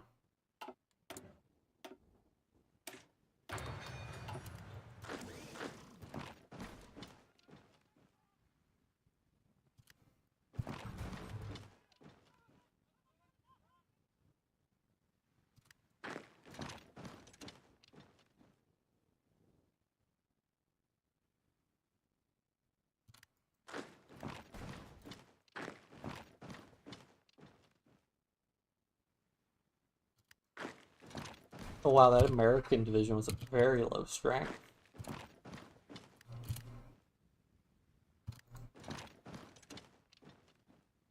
They don't seem to be trying to immediately run away. Oh well, it's been a month. Let's see how our fighters have done.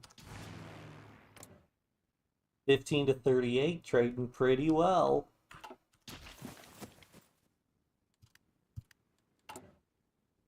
Go ahead and split that air wing in half so that it can reinforce some more.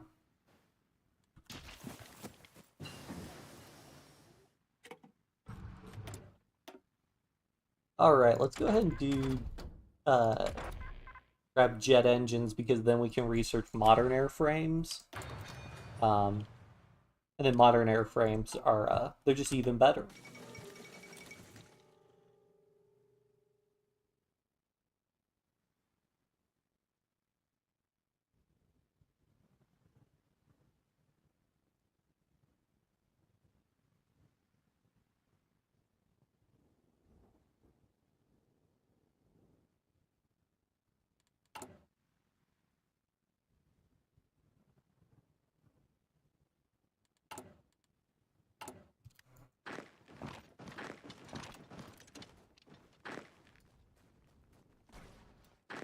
Okay, I'm a little concerned. Let me just check to see how our casualties are growing now. We're only at 250. I mean, resistance is going up. But again, resistance activity can do very little damage to our tanks because it's a combination of so civilian oversight we get minus 25% damage. Then what is it? Militarism is another minus 10%. And then Prince of Terror another minus 25%. So we're looking at minus 60% or so from that, and then they should be taking 80% less damage multiplicatively because of hardness for the tanks. So, yeah, they take very little damage from garrison activity, and building up the extra compliance is nice.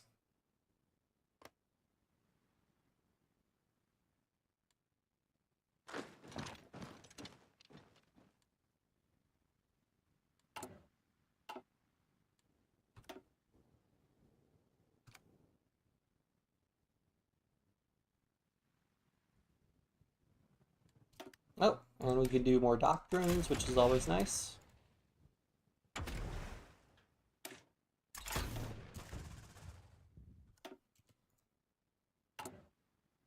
Yeah, we want to get the ship designer.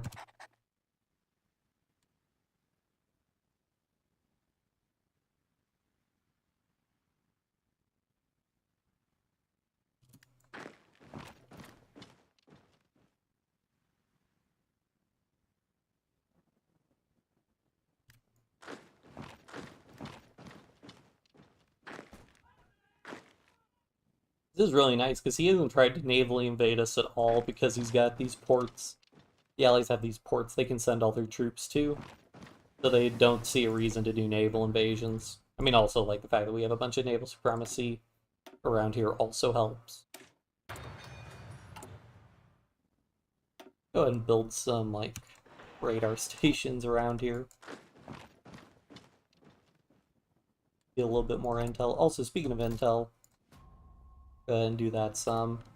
They want to also just become a spy master, just to get more spies to root out resistance.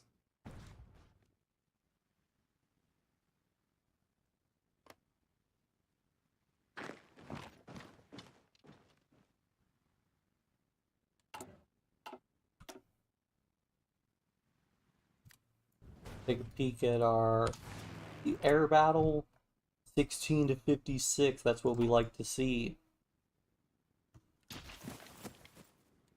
And because we're like actively recruiting new pilots, we're going to be taking air XP penalties, but that's fine. Ooh. I'm going to take a quick manpower peek. Yeah, 3 million manpower and 1 million manpower. Service power requirement versus extensive conscription, yeah.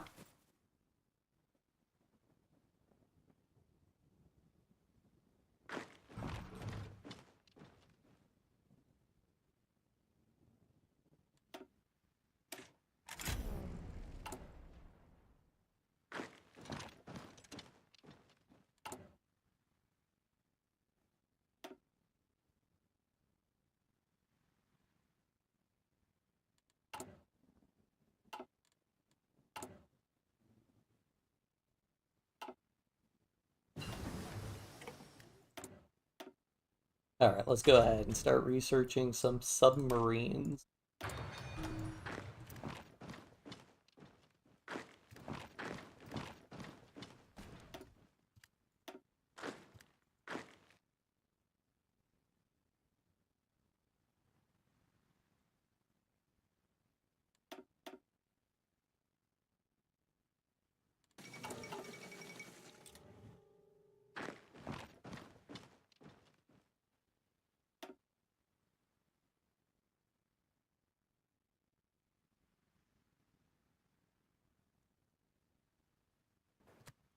Imagine like you got all these like engineers making all these like tank divisions. Oh man, yeah, Germany's really pushing. But you've got all these engineers making all of these tanks to go combat like German armor, right? And then like they just get sent to go die in the jungle.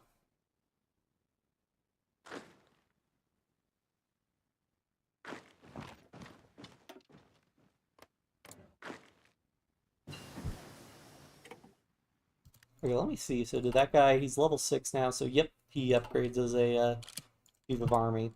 I figured he did, but I don't think I've ever actually like straight up witnessed that.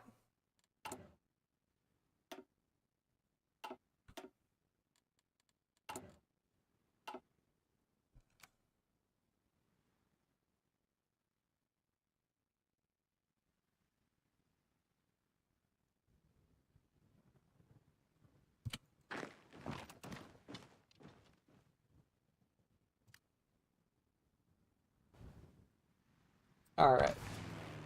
We go winding down the stream, but we can go ahead and check. So yeah, 9 to 71 over month 40. Okay, 48 to 131, less impressive, but 9 to 71 recently. That's crazy. A big thing is with the also one thing I've noticed in air battles with HOI is that uh the more planes you have, it just snowballs. It's one of the things where honestly kind of annoys me in Heartspire 4 is the like the AI can eventually just throw enough planes at you that they just overwhelm you. Again, the AI has a lot of planes, and I don't know where they all are. I mean, he's got to be bottlenecked by air bases, because, like, you know, the UK still has, you know, minimum 10K planes. America has minimum 7K planes. Like, they got to be somewhere, but probably bottlenecked by Greece not having a whole lot of air bases that they can fly planes out of. So, yep. But anyways, hope everybody who's watching had fun. I know I had fun. Um, we'll definitely be have to pick this one up again in the future. But yeah, I think that's about it. See you guys.